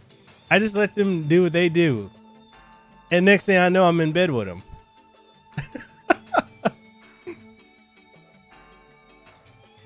Wow, you said you once had a girl. She had out of proportion anime boobs. I introduced her to my parents. My dad had to open his mouth like he was waiting for her. It's hilarious. Oh God, okay. So this chick from Australia, yeah, she still follows me on Facebook and on Instagram constantly, like at least twice a year when she comes from Australia here. She's always trying to link up with me, and she's like, are you married? Are you in a relationship? I'm like, yeah. I'm like, why? She's like, damn. She's like, I was just hoping we could have a little fun like we did years ago. I said, yo. I said, look, I can't be doing that shit no more. I cannot be doing that no more because I told her, I said, I laid pipe down on you 2009, 2010, 2011, 12, couple times in 2013 and once in 2014, and I haven't done anything since. I said, you got to give me a break because I an indefinite break because I'm married. I can't do nothing with you. She's like, yeah, I just haven't had it like I had it with you. I was like, you mean to tell me them motherfuckers in Australia don't dick you down the way you need to be dicked down? Like, really? Oh my God. I'm just, yo, and the thing that cracked me up is she was like, nope, they don't. Yo, she didn't find what she wanted down under. No, she didn't. She didn't. Yo, I swear to God, even her, same thing. I met her at the club in 2010. Correction. 2010, I met her at the club. It was her and her fugly ass friend. Her friend was fugly as hell. I was a little tipsy. She was tipsy. Her friend was drunk. My boy was drunk too. And he's like, we walked up because the girl was on the left and the fugly one was on the right. And my homeboy's like, bro, he's like, bro, you getting the girl on the left? I got all that on the right. I said, bro, she fugly. He said, nah, man, she looked like J-Lo. I'm over here like, are you crazy? Are you crazy? So we walking back to they room. Him and her, him and the fugly one fall asleep. Yo, beer goggles for real. Him and the fugly one fall asleep on the other bed. I'm laying on the other bed, sitting on the other bed with the Australian chick. Yo, her titties was out of this world. I've never had titties that damn big. And I was just like, I couldn't get enough of them. There's so much shit you can do with them. You can T-fuck them. You can suck on them. I mean, you can squeeze them. And they were perky too. So it's like, so I pulled my classic line. I said, hey, I said, are you a good kisser? And she she was like, she was like, she was straight up like, yo, you can motorbird, you can be, you just do all that shit. Them titties are so damn, I've never had titties that big in my life. Them things are so big. I just was like, at one point I'm just like, what do I do with these? Just do I put it on my head? Do I put it on my head? You know, do I cuddle? Do I snuggle up next to it? Oh God. So I asked her, and this is my classic line. I was like, you know, I wonder if you're a good kisser. And she's like, really? She's like, why are you curious? I'm like, oh, I'm just curious if you're a good kisser, because I don't know. I don't think you're good at it. But I mean, you could prove me wrong, and you know, I'd be surprised. And then next thing I know, I start kissing her. And after like 3 kisses, or you know, three minutes of some tongue action, next thing I know, she pulling the panties off. The dress comes off, the titties come unchained, and I'm getting them walls. And she's loud, and her friend and my homeboy ain't waking up, and I'm just over here. I'm over here like,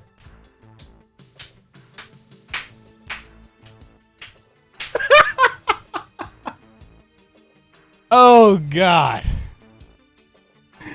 Okay, wait, wait, Fabian.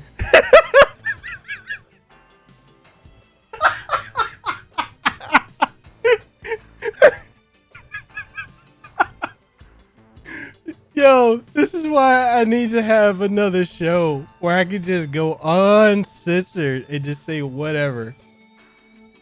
Wait. How did you get a Dreamcast, Fabian?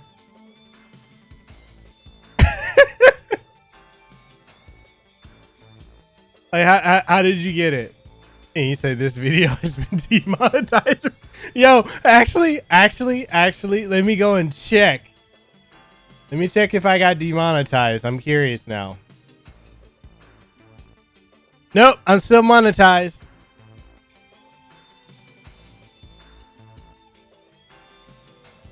I'm still monetized, but I only got 3 likes on this video. Let's get that like count up. Anyway, Antonio, you said, yo, Mikhail, now we're talking this subject. Just curious. Is a girl with bush a turnoff for you? A girl with bush.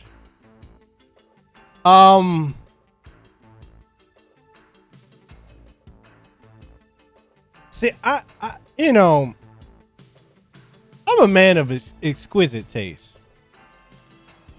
I'm just saying. If the pussy is delicious either way, bush or no bush, I'm good. Is it a turn off? Not really. It don't really bother me like that. It only bothers me if the bitch don't use soap and water and scrub down there. But so long as the pussy is delicious, it don't really matter. But hey, so you say this girl in 10th grade liked me. and her friends basically forced me to date her. She bought me a Dreamcast with a bunch of games. A week later, when I was gonna break up with her, so I took the Dreamcast and said, hang on, let me hold off on dumping her. I still did it another week later, and she started taking different hallways through school. Because I didn't want to get... Oh, you started taking different hallways through school because you didn't want... That's fucked up. Bruh. I do the same shit. I've done the same. Dude, don't even feel bad. Don't even feel bad. So, okay. So story time, right? So let me take the glasses off. So story time. I had this chick on Big Island, right?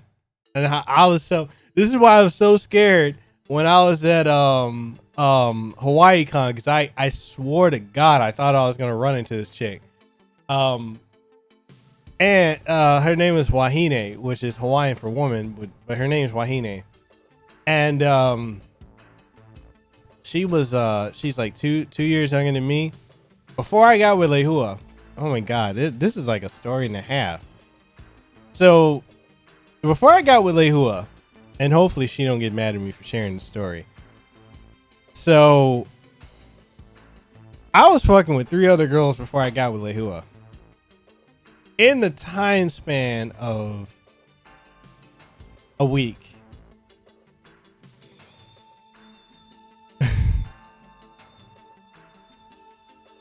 So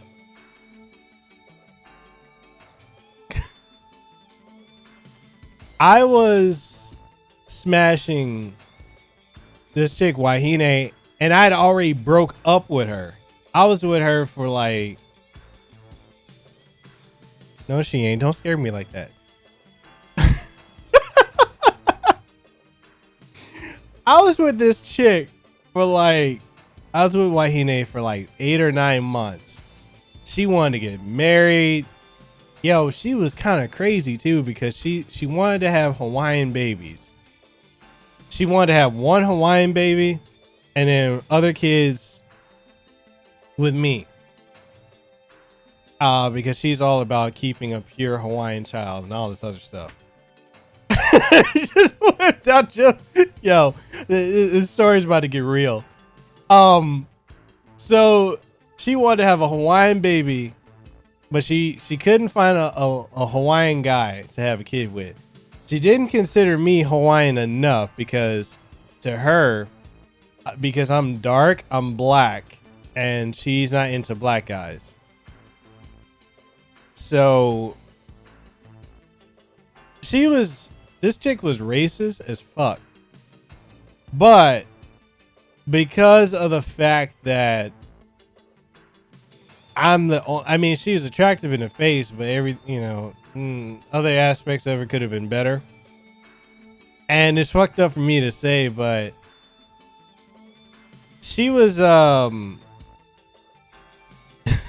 got the popcorn. Like, she sucks. I take offense to her, bruh. She was on one. She's yo, for real. Someone's gonna pop up expecting Grandia, and they're totally not gonna get that. But yo, so she was expecting me to marry her, allow her to get pregnant by her gay Hawaiian friend, and have kids with me, and me be the sole provider. So here's the benefit I had out of her. She always, for whatever reason, she liked to give me money. Now, she had small titties. They weren't even that impressive. So she liked to give me money and stuff, like different things. Just because I guess she thought she could buy me. And at the time, I'm over here like, shut up. Yo, shut up, baby. Yo, for real. So she would just give me stuff, and I'm over here like, yeah, whatever. I mean, the pussy is decent. You know, it was decent. It wasn't great. That's the other thing. She kept saying she was a virgin, right? She's a virgin, but she loved having anal. Of course, I didn't do anal with her. I'm like, no, I mean, if I'm getting it, I'm getting it. So then when we finally did, I was like, oh, you ain't no damn virgin. Because if you were, I wouldn't have slid in like that. So anyway, I was with her. She was useful for about 9 months. Pumped and dumped. Got rid of her. I actually broke up with her over the phone via text because I was like, yo, I'm just not feeling this anymore with her. And then this other chick, her name was Katie, and she still tries to hit me up occasionally. She's a Japanese chick, and you would think that she's like Mai Shiranui from King of Fighters. I mean, I've never seen an Asian chick except for like Hitomi Tanaka with tits as big as hers. So, I mean, they weren't as big as Australian chick, but they were still big. And so I broke up with Wahine on a Sunday. No, on a Friday. She popped up again, and then I went out to a club with Katie, and she was there, so she was still trying to do stuff, still trying to get me back. And we're at the bar, and everybody's a little tipsy or drunk. So Wahine is trying to like argue with some dude in front of her. So Wahine's standing here, I'm standing here, Katie's here, and I'm making out with Katie, and Wahine doesn't even fucking see it. Katie and I ended up dropping Wahine off at wherever her family was staying, and then took Katie home, smashed, and then found out that bitch was crazy. Smashed again just for the road. And then this other time, like this other chick that I've been friends with, her name is Nova, and we were hanging out. She didn't like Katie, and Nova's like Filipino, Hawaiian, Portuguese. So she was okay. So the thing with Katie and Wahine happened on a Saturday. Correction. I dumped Wahine on Thursday, smashed, pumped and dumped. Fucked with Katie on a Friday, pumped and dumped. Then got with Nova, who was a friend of mine for years, and went to the club with her and with Katie. Katie was acting weird. Dissed her ass. End up hooking up with Nova. Smashed Nova got it. She got it. And she got and then she got all of it. Probably the best I've ever had in bed. I ain't supposed to say that. And then coming off of her, and she was acting all weird. Then I was like, man, I'm over here like, man, I'm just tired of fucking. I want something real. And lo and behold, Leo and I hooked up and have been together ever since. It's just crazy. Hey, Antonio, you said I was once drunk hitting on a white chick and asked her, are you biracial? She said no. I asked, are you sure you don't have some brown inside of you? She said, nah, man. And you're like, would you like to? I mean, she can be biracial by injection.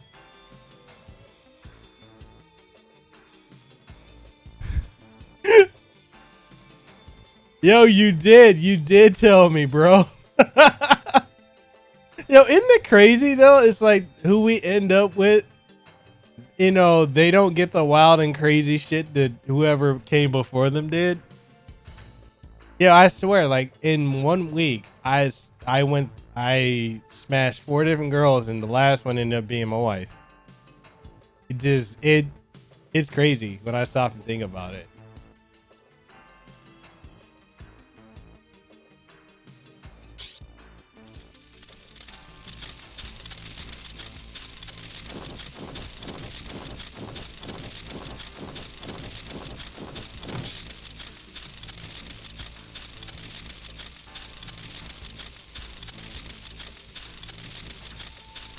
The ex-girlfriend cheats on me.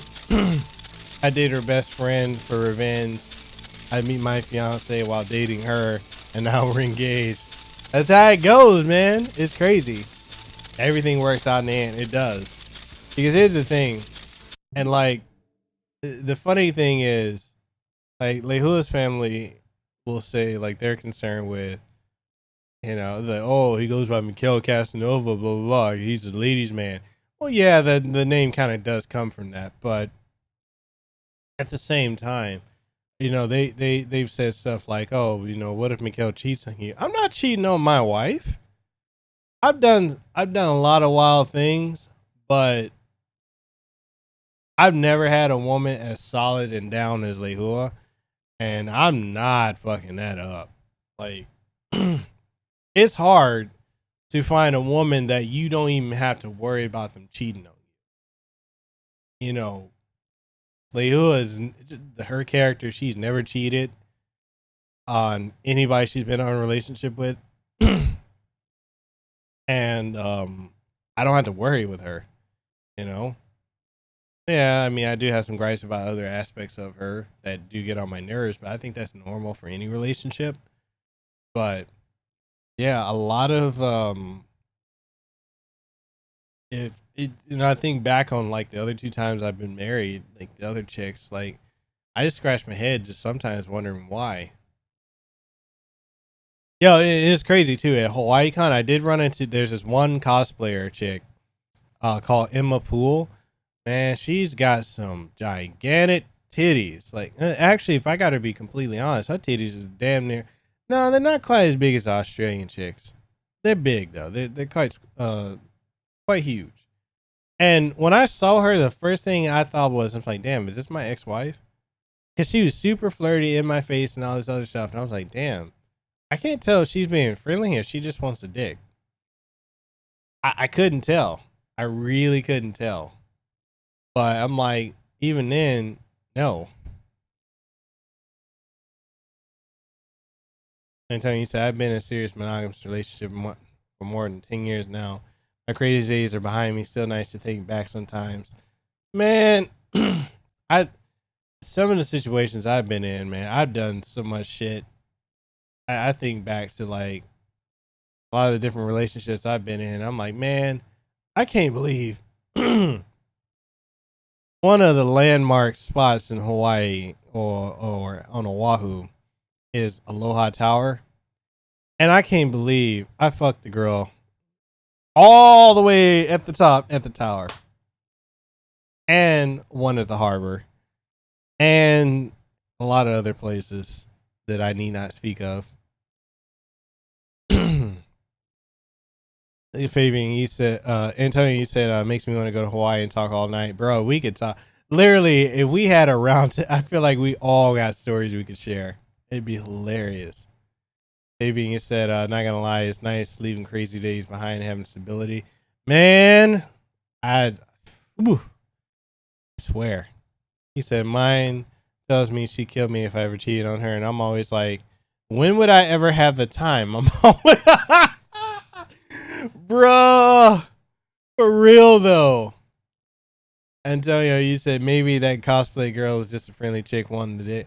I mean, she could have been. She was super flirtatious, especially after she found out about me being a YouTuber and a podcaster, and I gave her my card. I mean, she was trying to get some action. I'm over here like, if I was single and I wasn't married, I'd probably bend you over the balcony and you'd get it.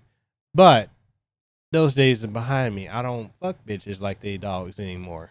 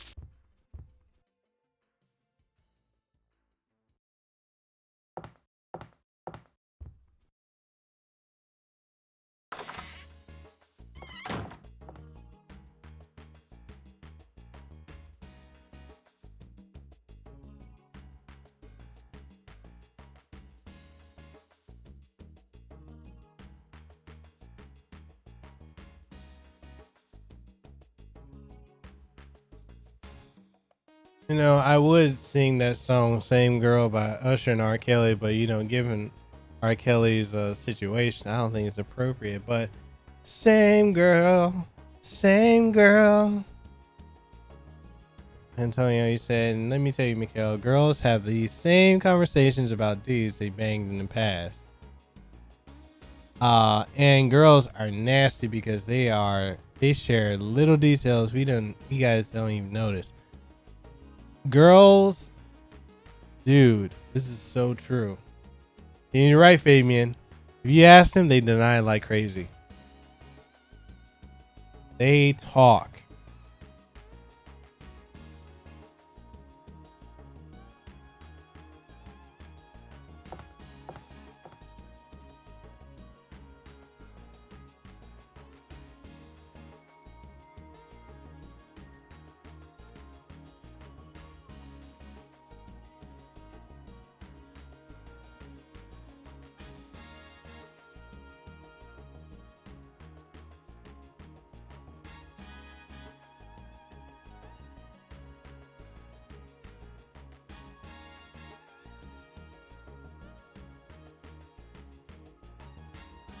And y'all enjoying the conversation tonight.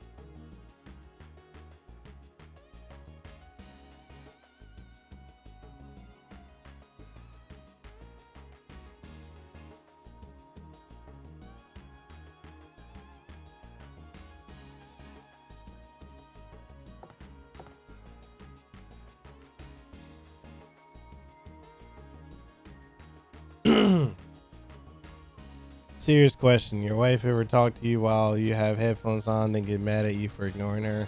I deal with it all the time.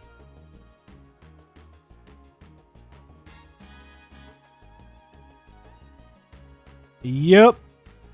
I've run into that.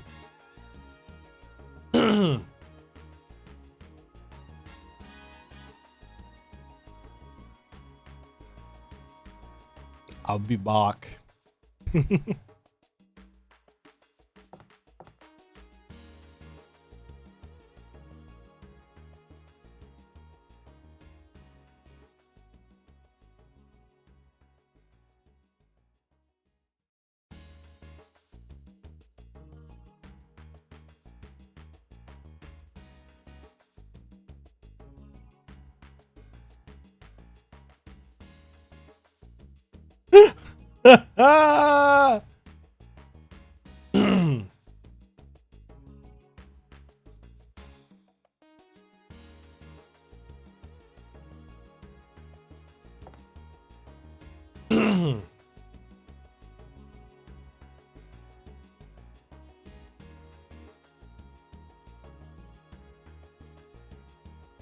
Okay, this is one of those situations where Ryudo don't know if she just being friendly or if she just wants to be.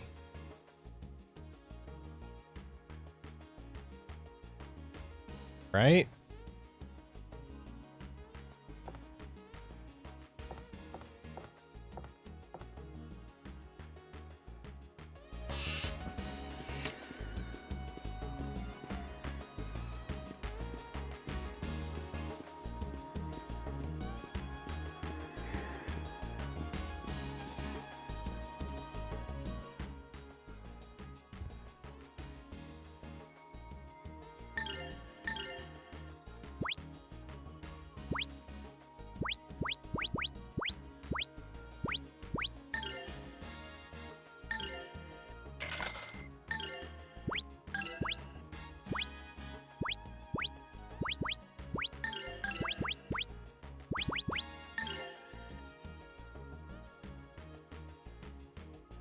I mean, if I was Ryudo, I'd be fully taking advantage of that.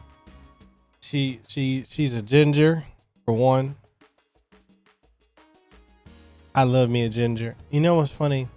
Actually, let me make a correction. I've never had a ginger before. There are two types of women I've never had. I've never had a black girl, and I've never had a ginger.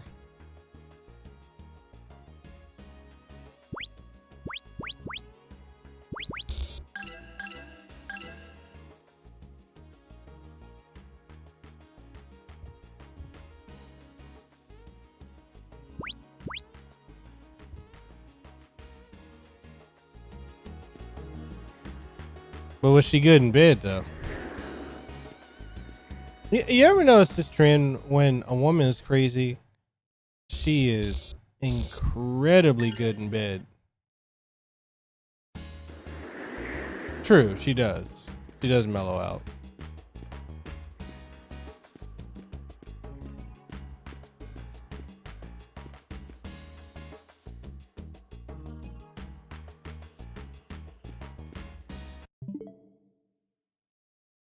Wait.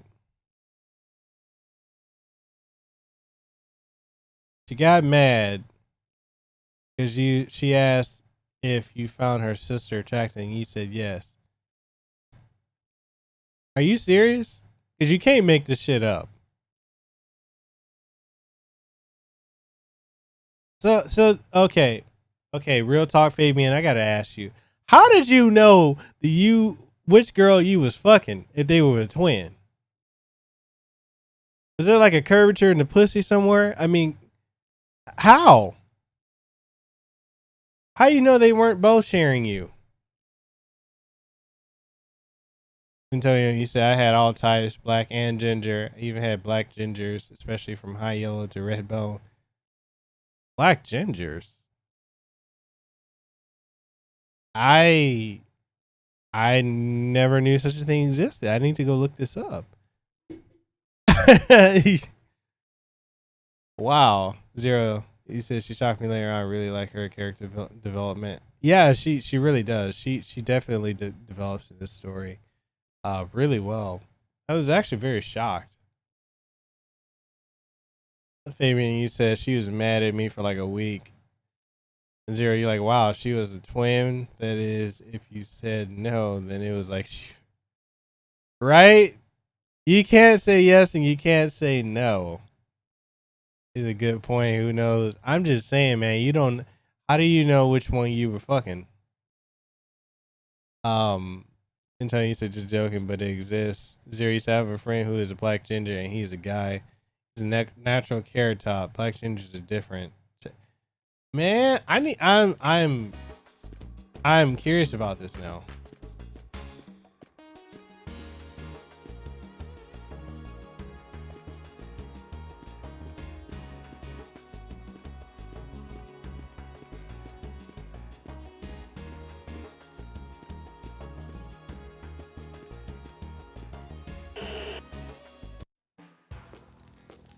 Yo, seriously, bro, I didn't know that was the thing either. He said he grew out his hair for a long time. It was so long. He also had freckles. How? How? I'm learning new things.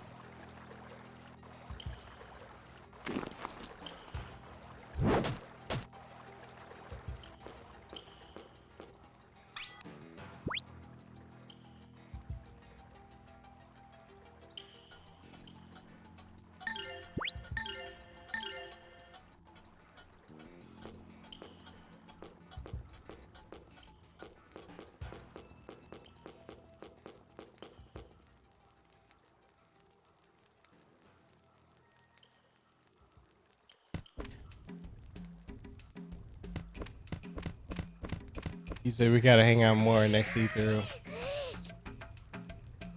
Dude, we definitely do. Yeah, we gotta hang out more.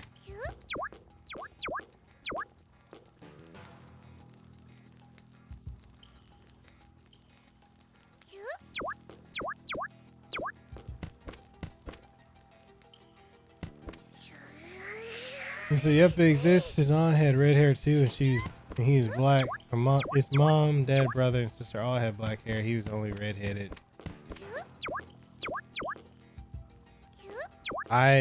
Dude, I didn't even know that was a thing. Oh, wait, black ginger in the sense of like albino? Is that what you mean? Like I've seen that type of ginger.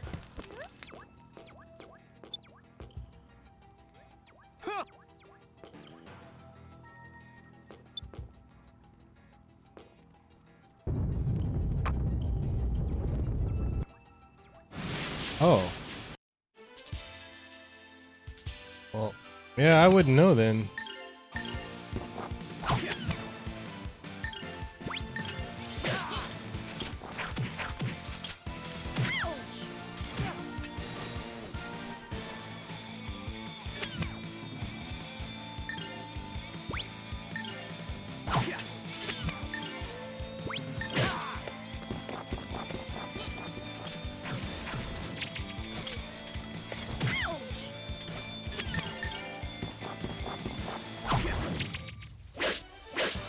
You better practice if you want to beat me.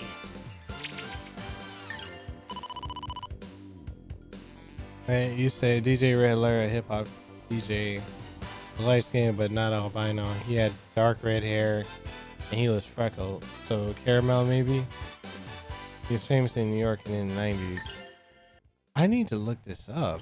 I've never seen a ginger redhead. Yeah, I feel like, yo, Fabian, I feel like you and I are like completely in the dark about this.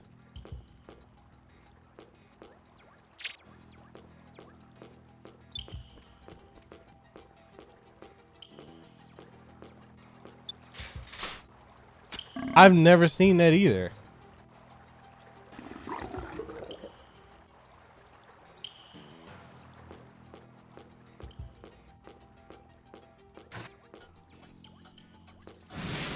Dude, can you imagine the fun we're gonna have next year at E3?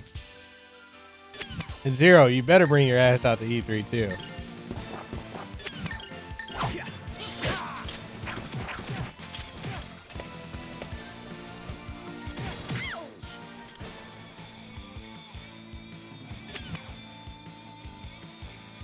The redhead girl I was with had a green eye and a blue eye. Oh, there's a term for that too. So was it mitochondria, something? Whether you got the two different colored eyes.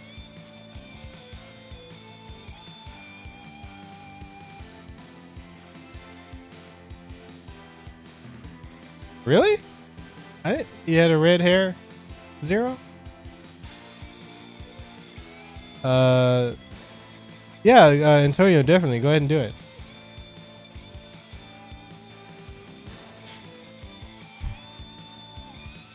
Oh, you got Irish in you too? Oh. Wait, let me check this link.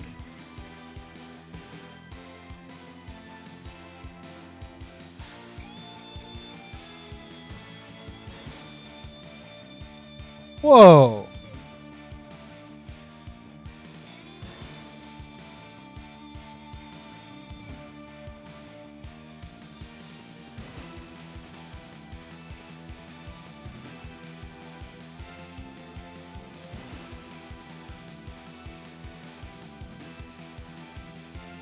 Okay. Now I've seen what a black ginger looks like. Don't show it to Lucas because he'll say they don't have a soul.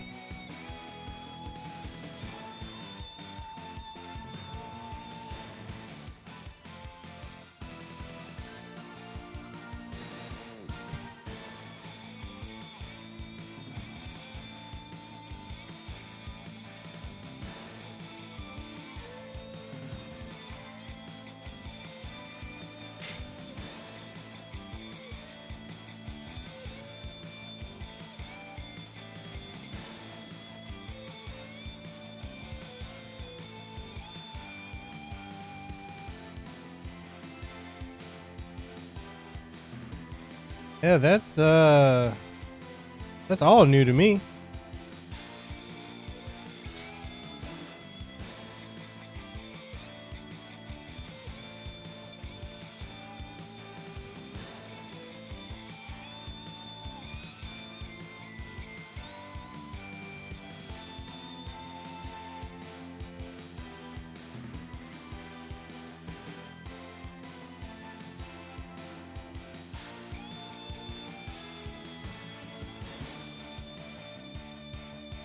Yeah, isn't this music good?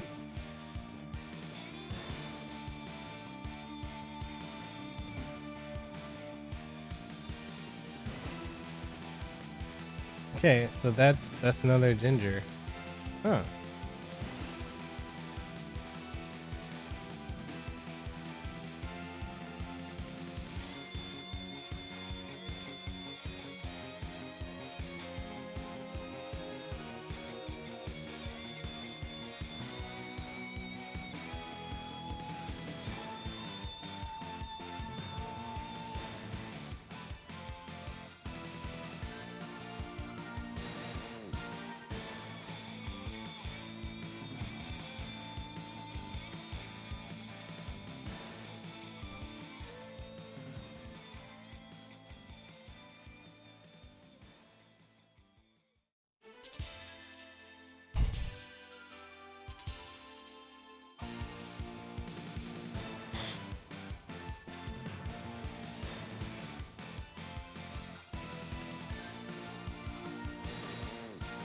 Antonio, you said your whole family is mixed race, Asian, black, and white. You have all colors.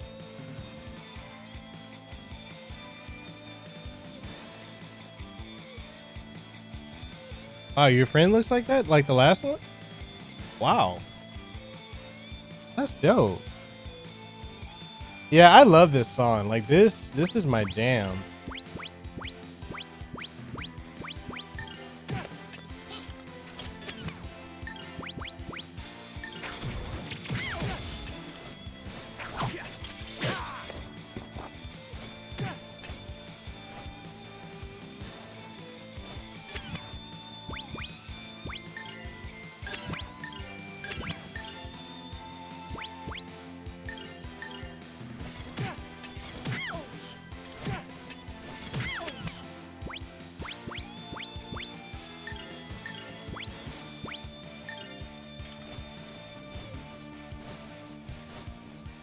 Tensei can slash!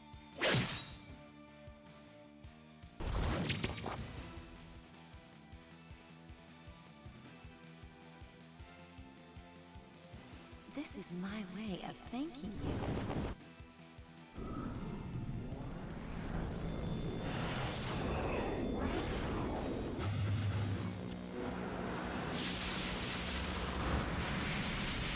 I remember on the Dreamcast sometimes this would struggle to load. That was beautiful, you Like- guys. Like her animated attacks.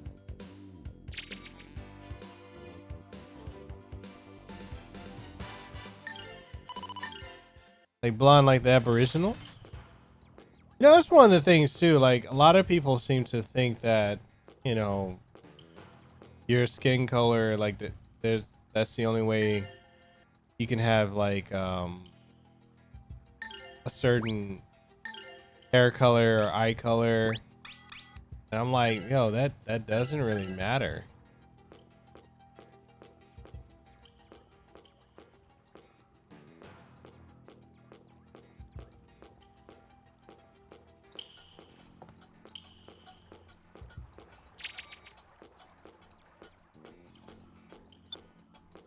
Hey, Fabian, I have a question now.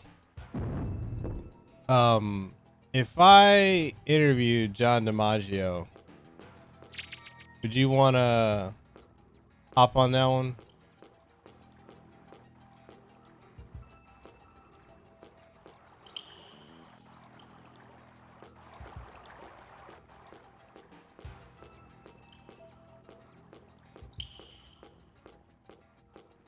I'm close to getting him to say yes.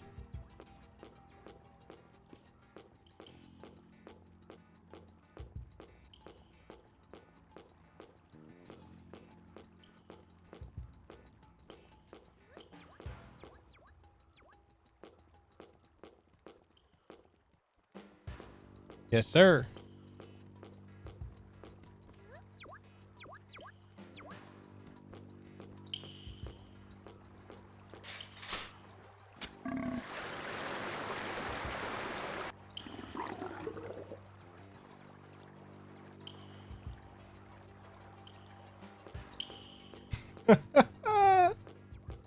Nah, man, that's Marcus Phoenix.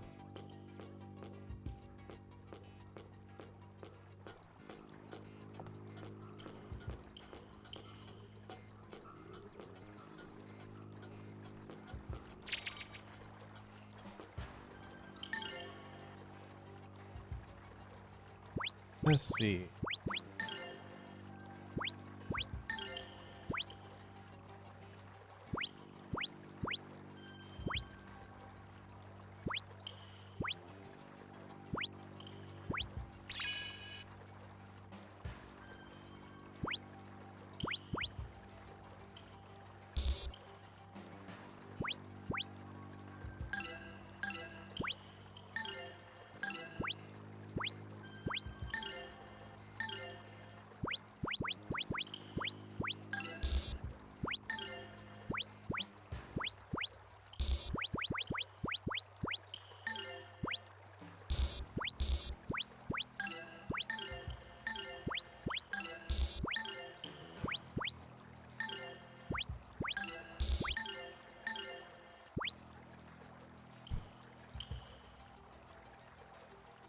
So you think you have to leave the stream soon? Need to go do some grocery money. Your wife wants to go. All right, man. Well, I appreciate you coming through and sticking around for the chat. Definitely had a great time with you being here.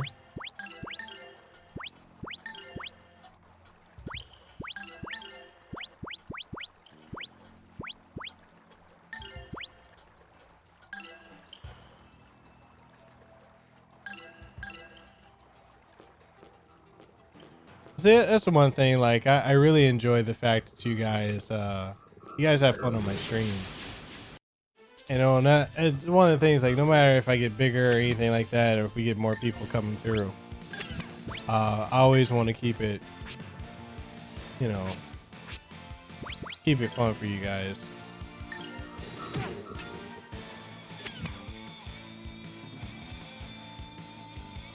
All right, let me check it out.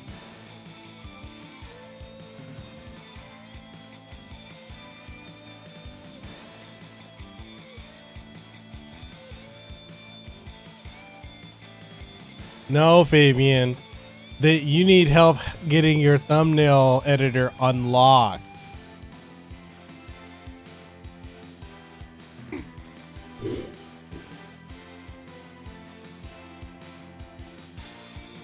Ah, no problem, man. I'm glad that everyone's having a good time.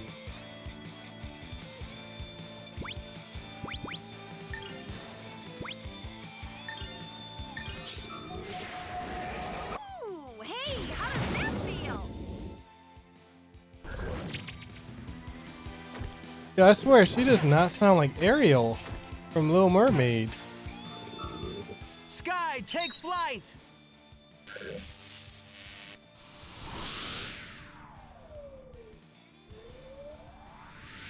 Here goes! Flying Tensei Ken! You better practice if you want to beat me.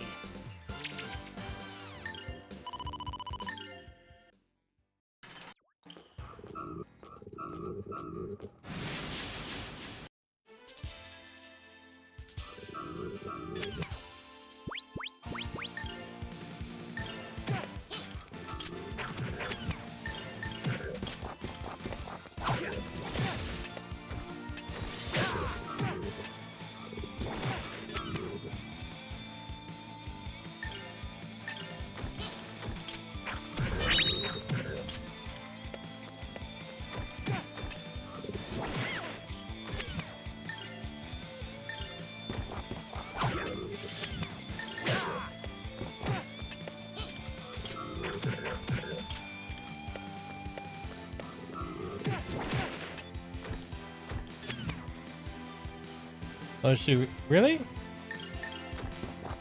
You better practice if you want to beat me.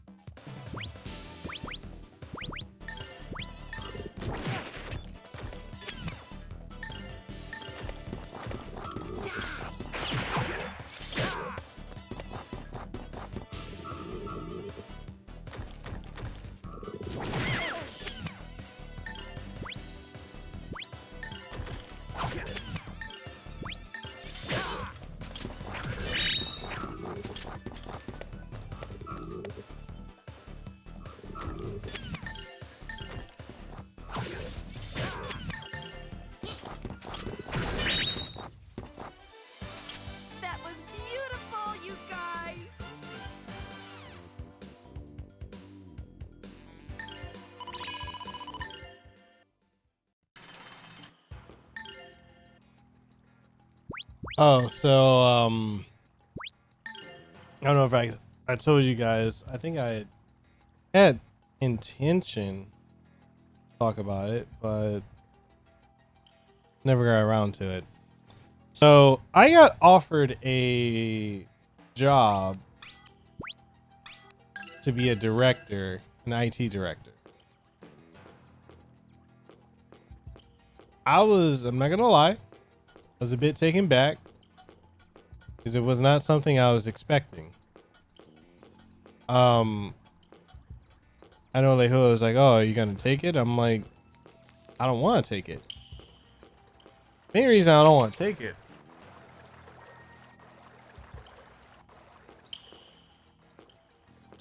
you could say, it's because like I've cleansed myself of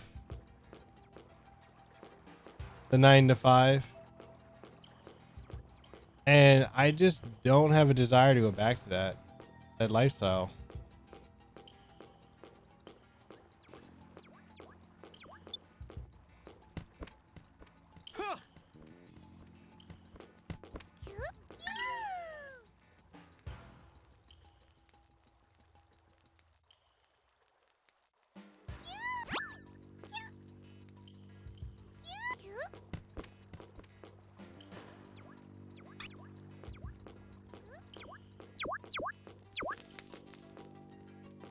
And it's like they came at me. They're like, "Hey, you know,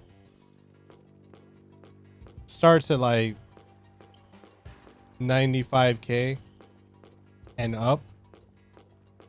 And it's enticing, but like I told, you know, Lehua, the money is not gonna allow me to be happy. It can help me be comfortable, but then I'll be in a situation where I'm just working all the time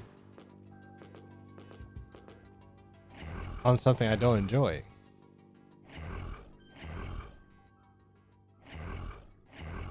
Is it Jody Benson?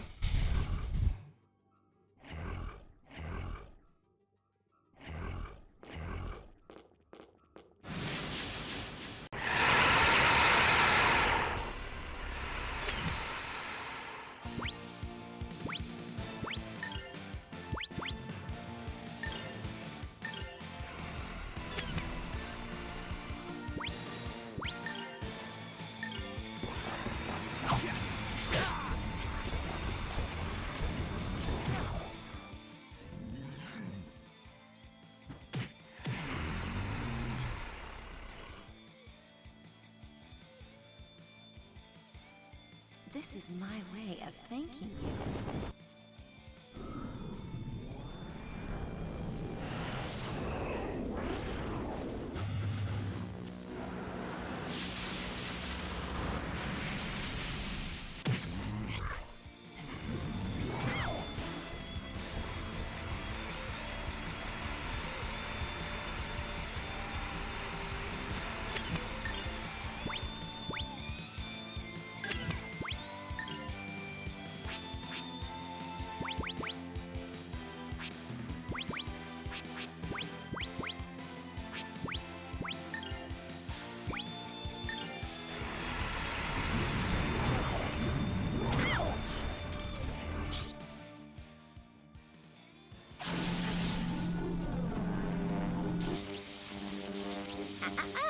Look, but don't touch.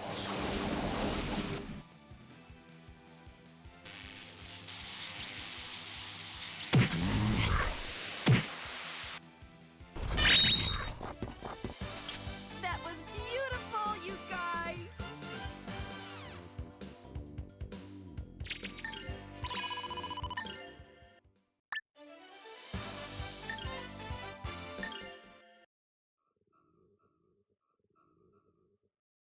Oh.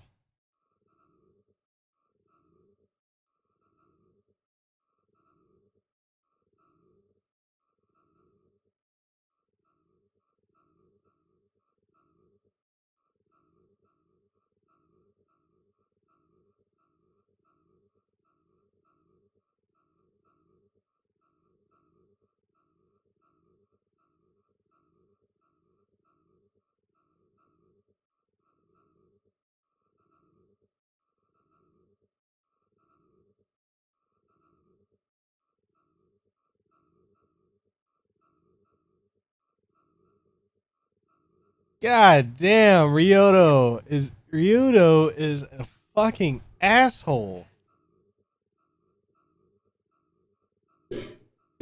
Jeez.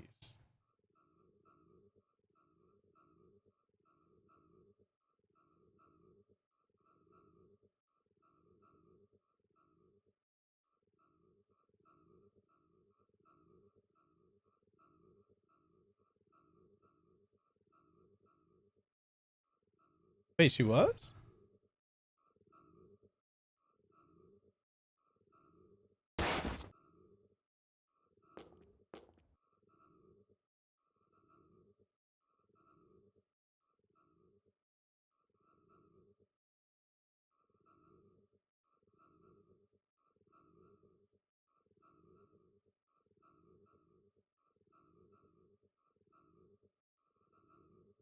I thought it was.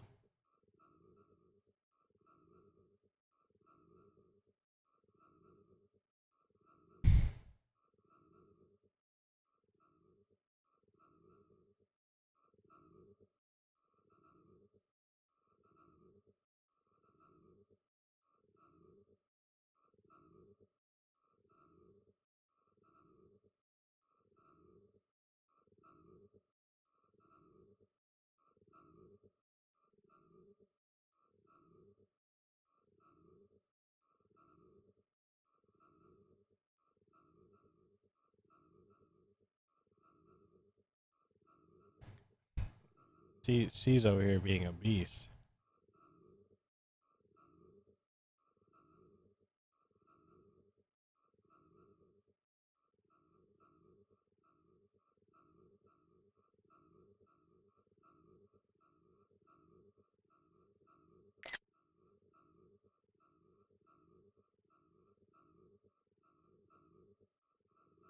That's exactly where I would want to be.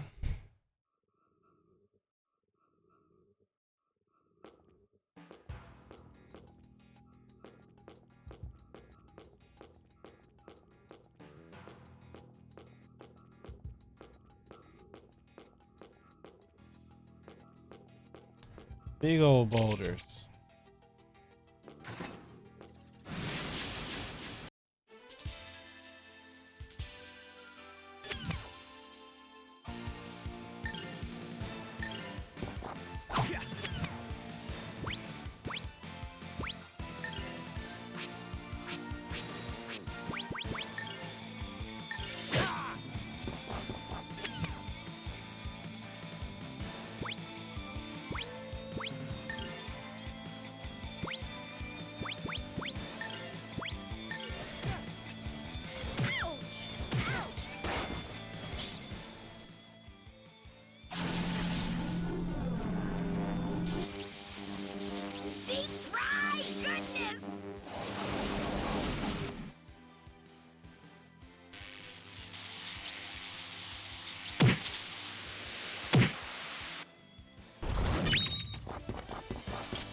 It's insane how powerful she is.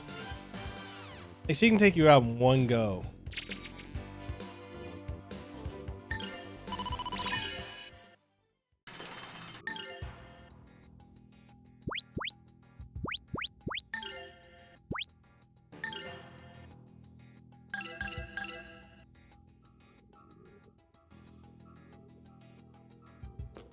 Wait, and it's what's the girl's name again?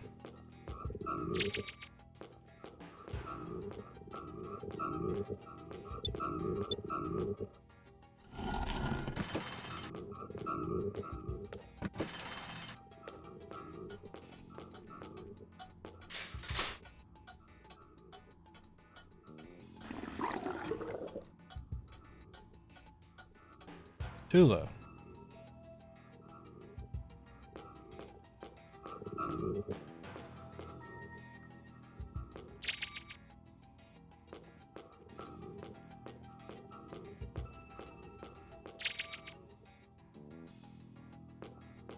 Oh yeah, the voice actor.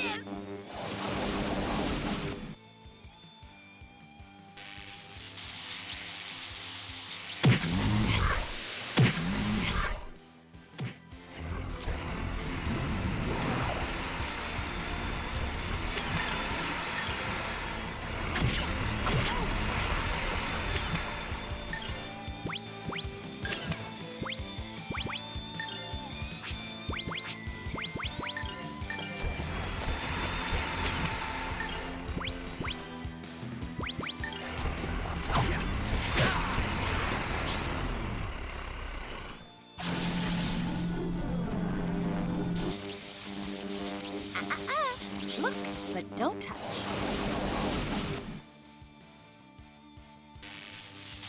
Yeah, Dreamcast, and then they ported it over to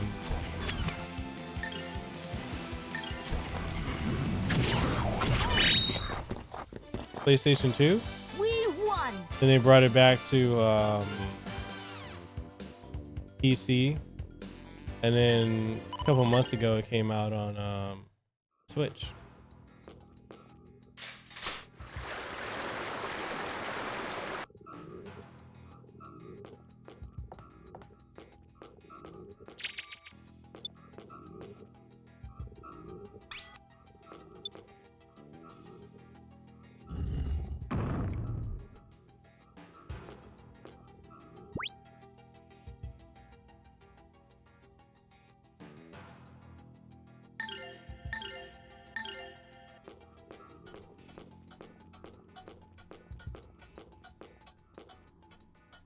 I need to think about what I want for dinner. I think I want to go take Lehua to this place called Agu Ramen. Get some saimin and chicken karaage.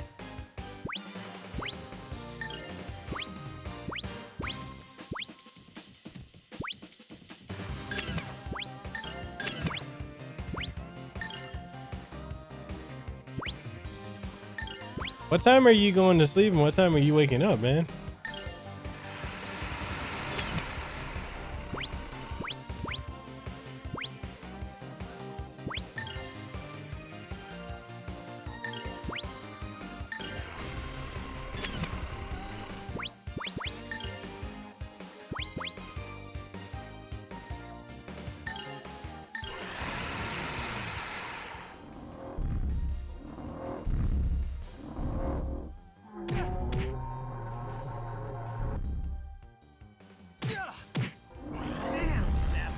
Golden Hammer! Crash!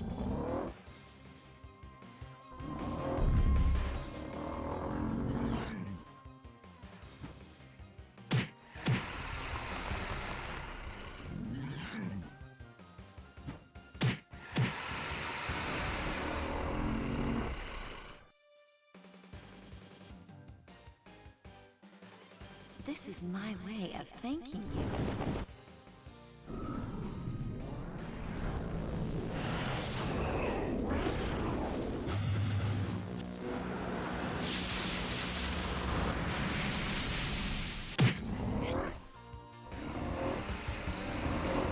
That's the thing is, like, Josh never got back to me, so I don't know if I'm supposed to meet with him tomorrow or not for the stream or the podcast.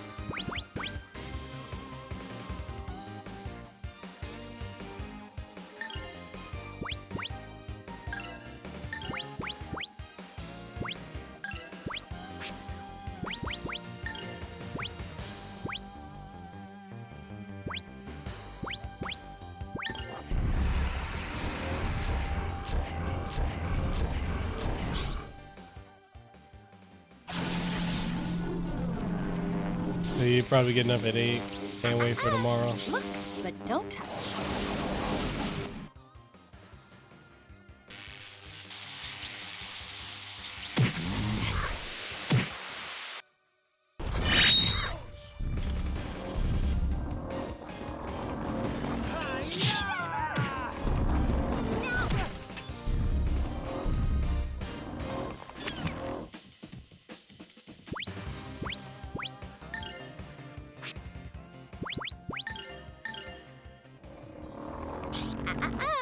Look, but don't touch.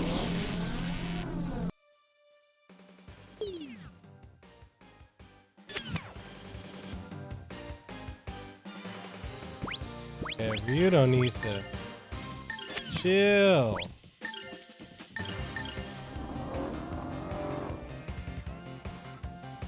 Golden Hammer! Crash! Sky, take flight!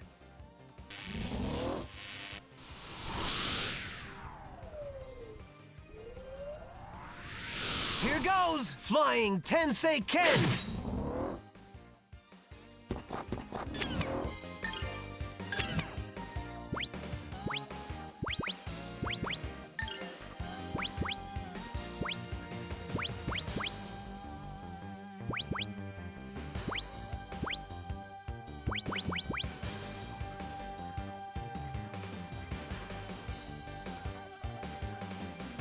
Right?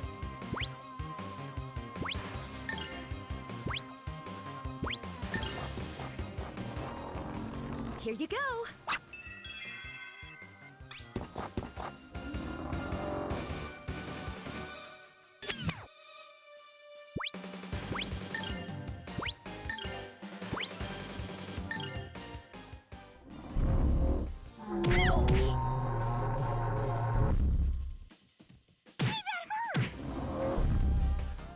There you go. Now I missed.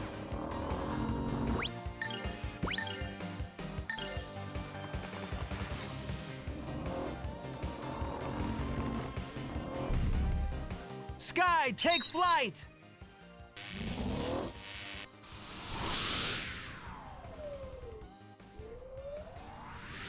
Here goes! Flying Tensei Ken!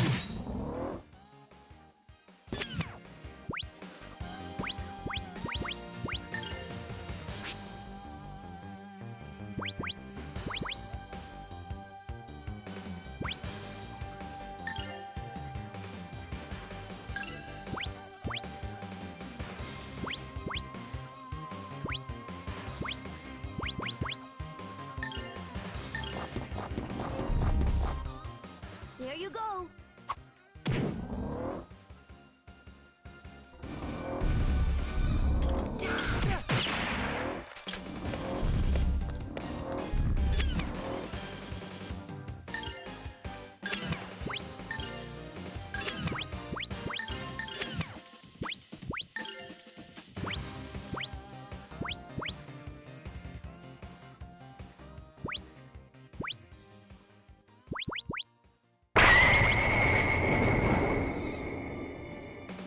Snap. I got hit with the Shungok sock, except it didn't scare me this time like it did the last stream. Thank you, Dustin, for the subscribe. We greatly appreciate it over here on the Casanova channel. Man, that means we've got 91 subs today.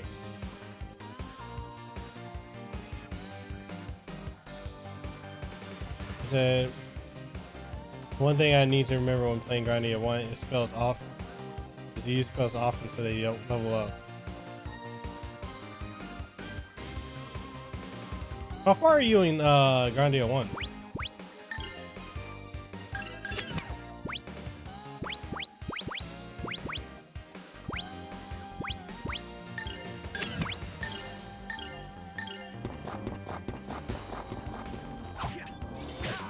Golden Hammer! Crash!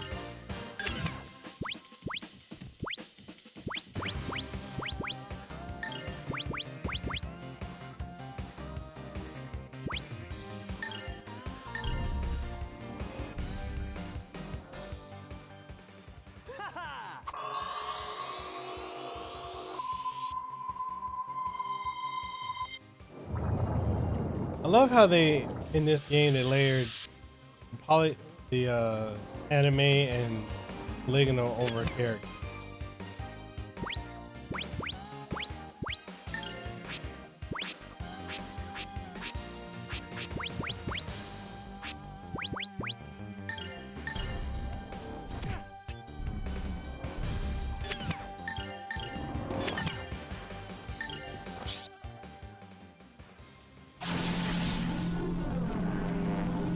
Yeah, I don't recall it being this hard either.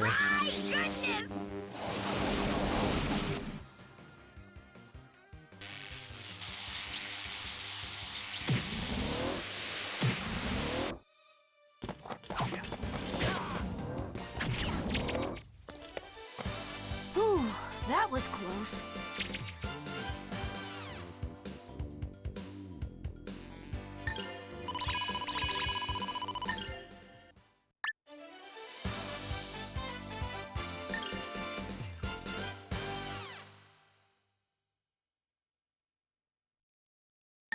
I know, right? He got to get the last hit in.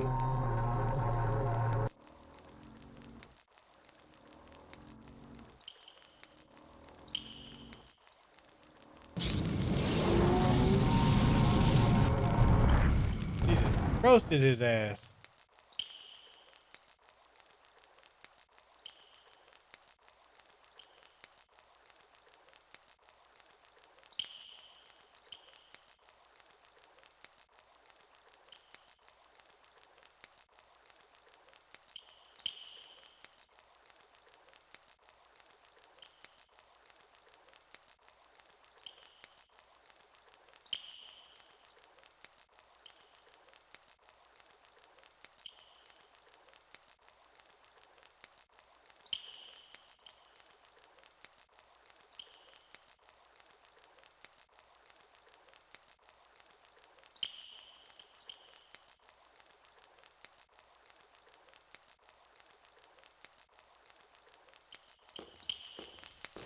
I mean, she roasted him. He is deep fried.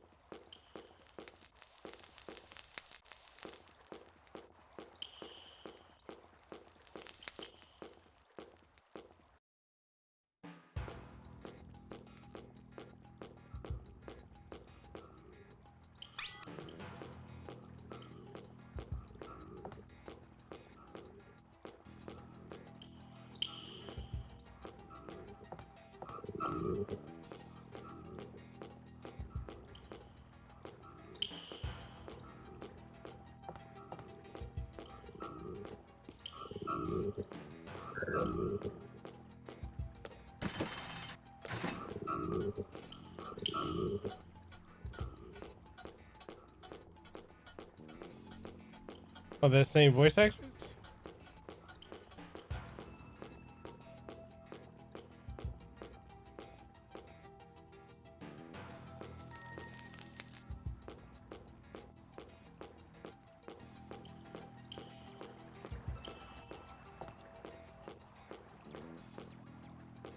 Oh.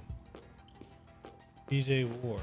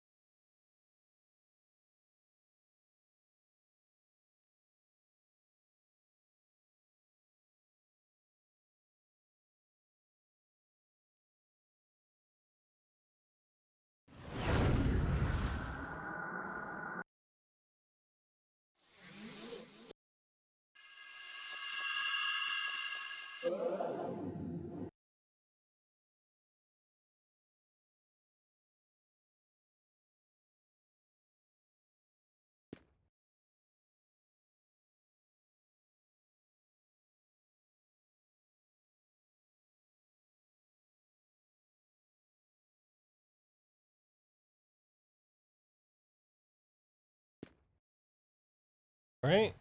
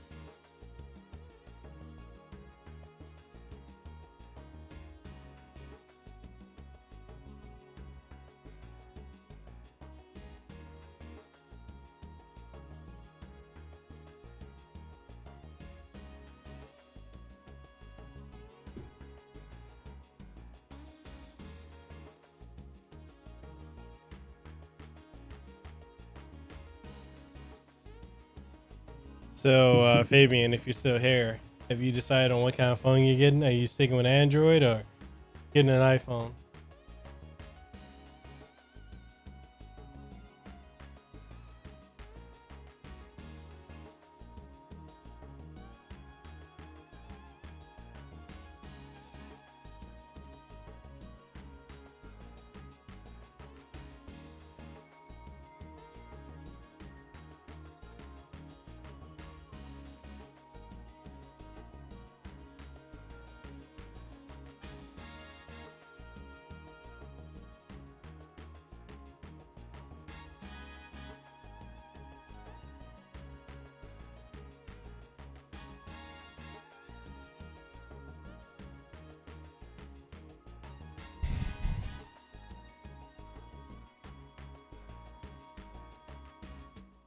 Wow.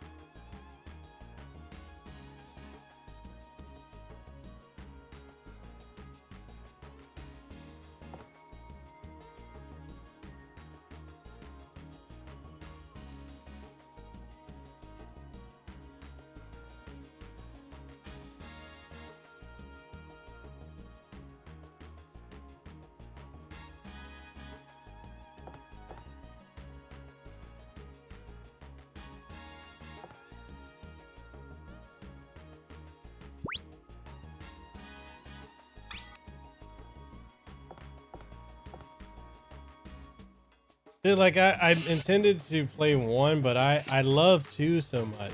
This I remember when I first played it, I just got hooked on it.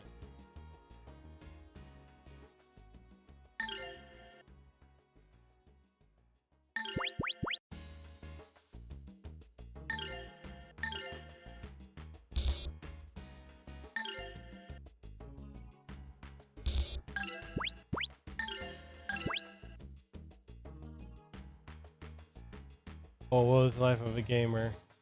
It really is. If you in RPGs, it is quite difficult.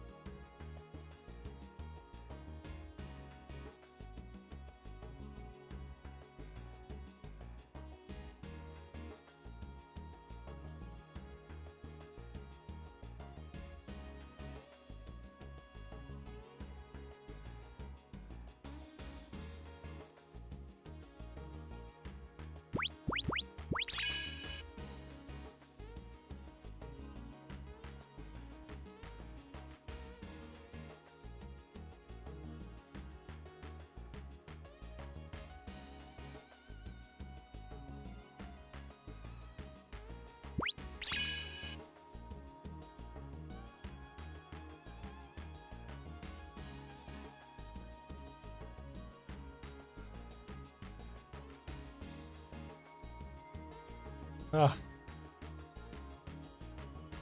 Wasn't all fun and games all the time.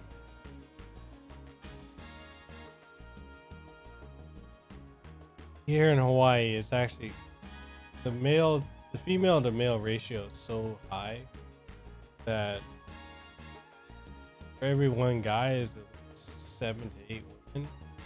So always have something.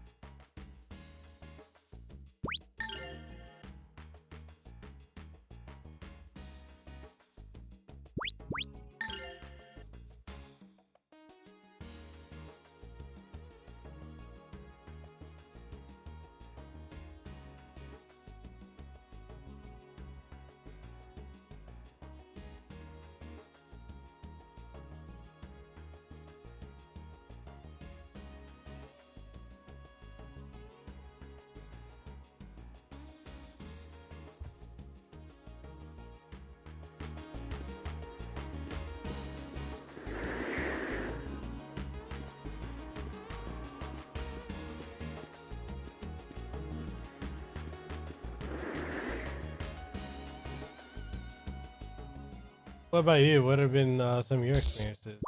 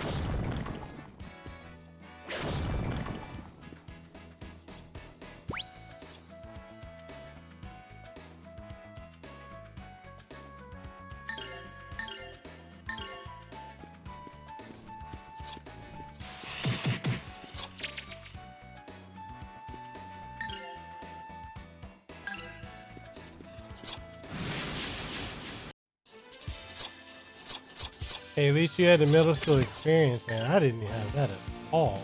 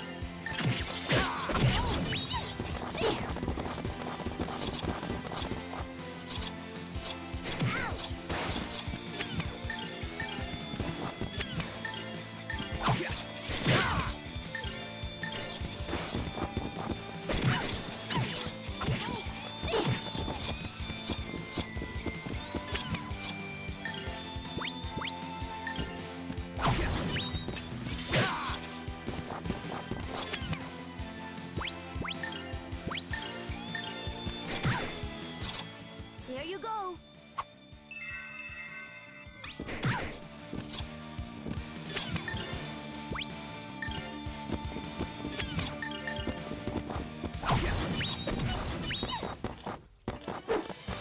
Gotta work even harder.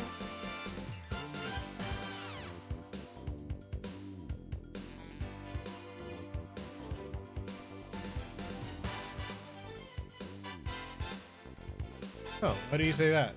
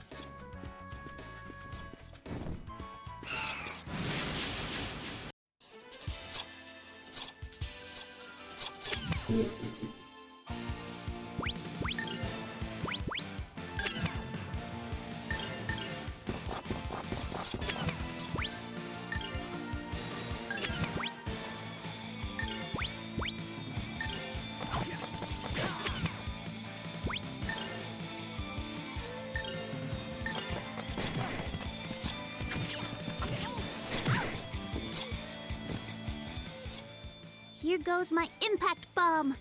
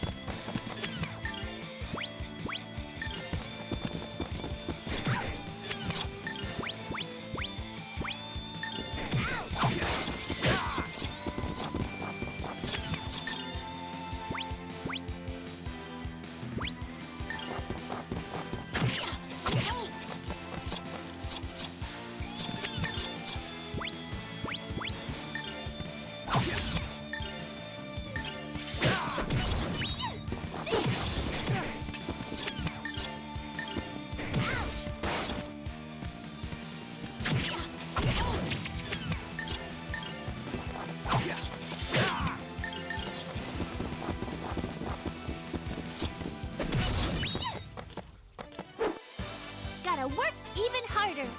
So the girls are more direct in high school for you?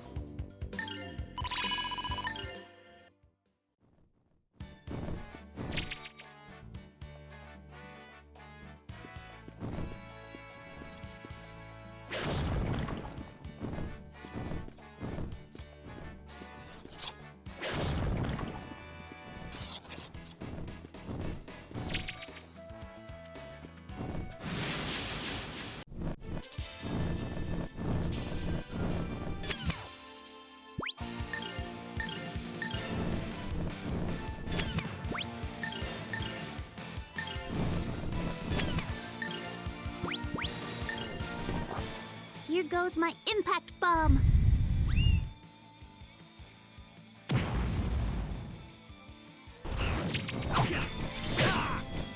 Golden Hammer! Crash!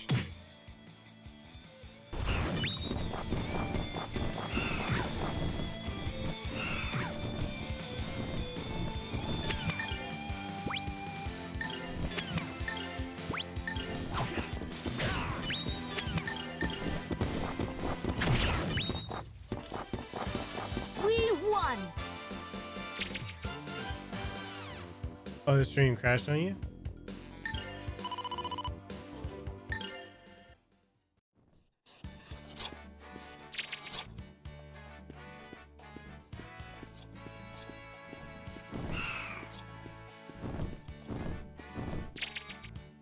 What was school like? You say you remember escaping the girls.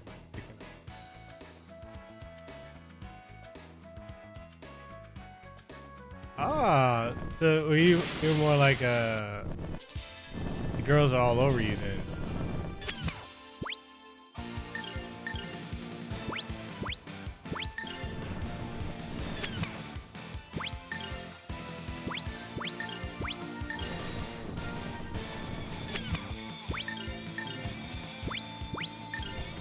Here goes my impact bomb.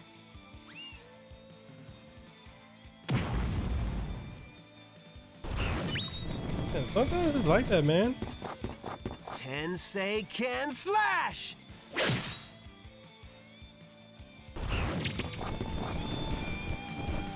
Golden hammer! Crash!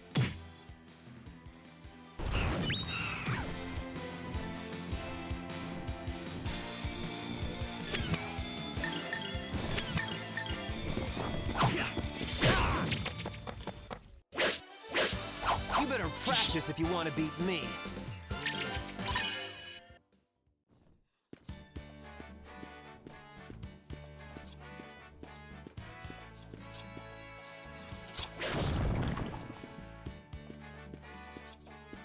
At times I kind of wish I had it easy like that. Like for me, just because I've always had weight issues, it's never been easy for me with girls like that. But it eventually got there.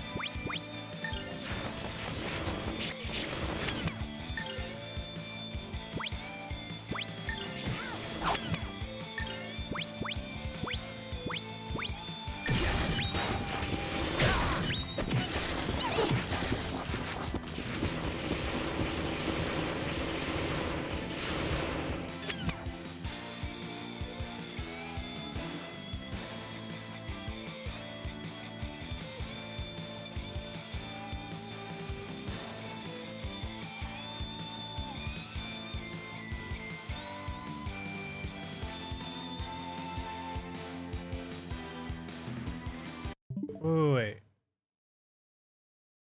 The one time someone without knowing it, realizing it, apologize when I did not know the name. I thought they upset. How so?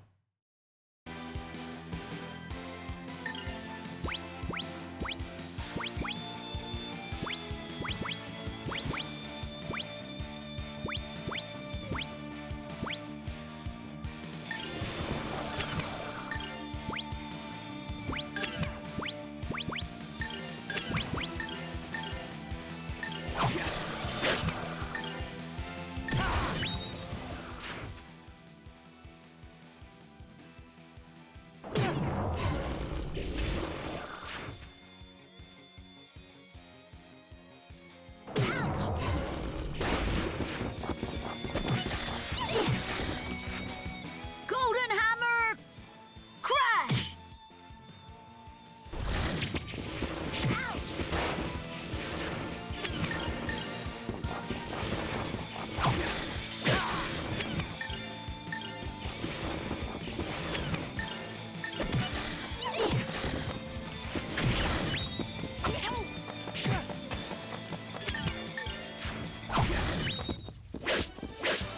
You better practice if you want to beat me.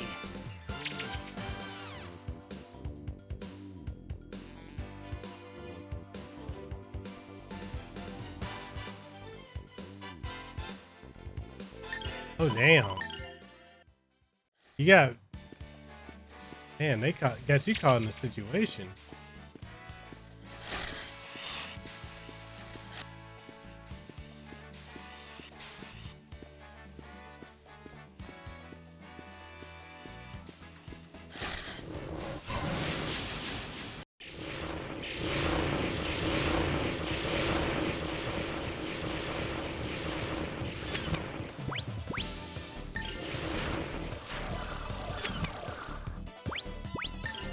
Come on, this way, hurry!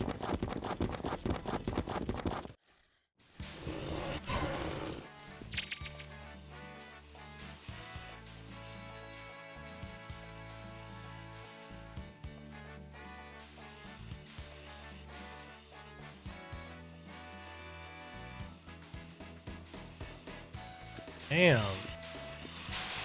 Sucks, man. Were you ever able to patch things up with her like down the road, like years later?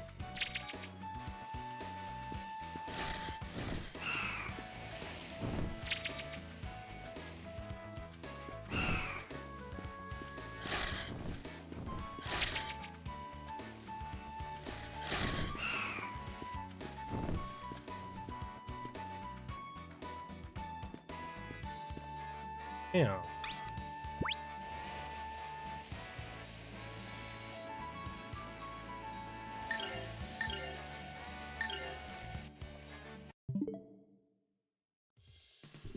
All right, so we're gonna end the stream right there. And yeah, Zero, you and I, we can talk offline. Let's talk on Discord. Talk about that.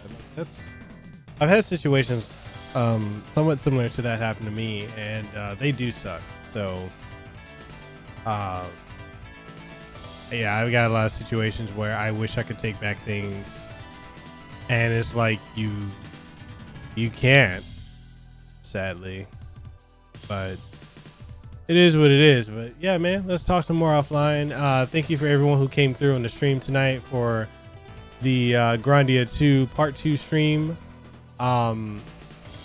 We're about 4.5 hours into the game. We'll pick this up again on Monday. So we're going to start a new game on Monday too. We're going to start Shenmue 1 and go from there.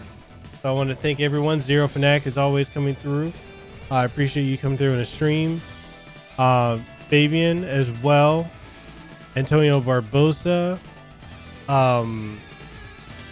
Sprite Mix. Who else came through?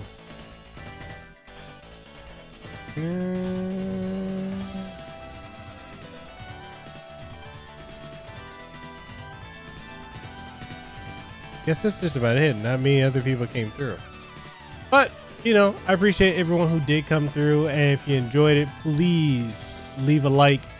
Share it to someone who you think might enjoy it.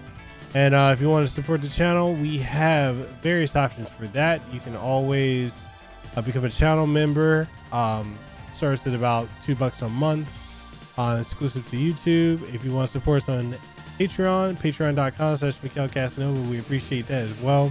But most importantly of all, it's just coming through, watching the streams, watching the content, liking, commenting, and being engaged. And definitely appreciate that. So with that being said, I'll catch you guys on the next one. Deuces wild, too sweet, be the elite, and I'll see you on the next one.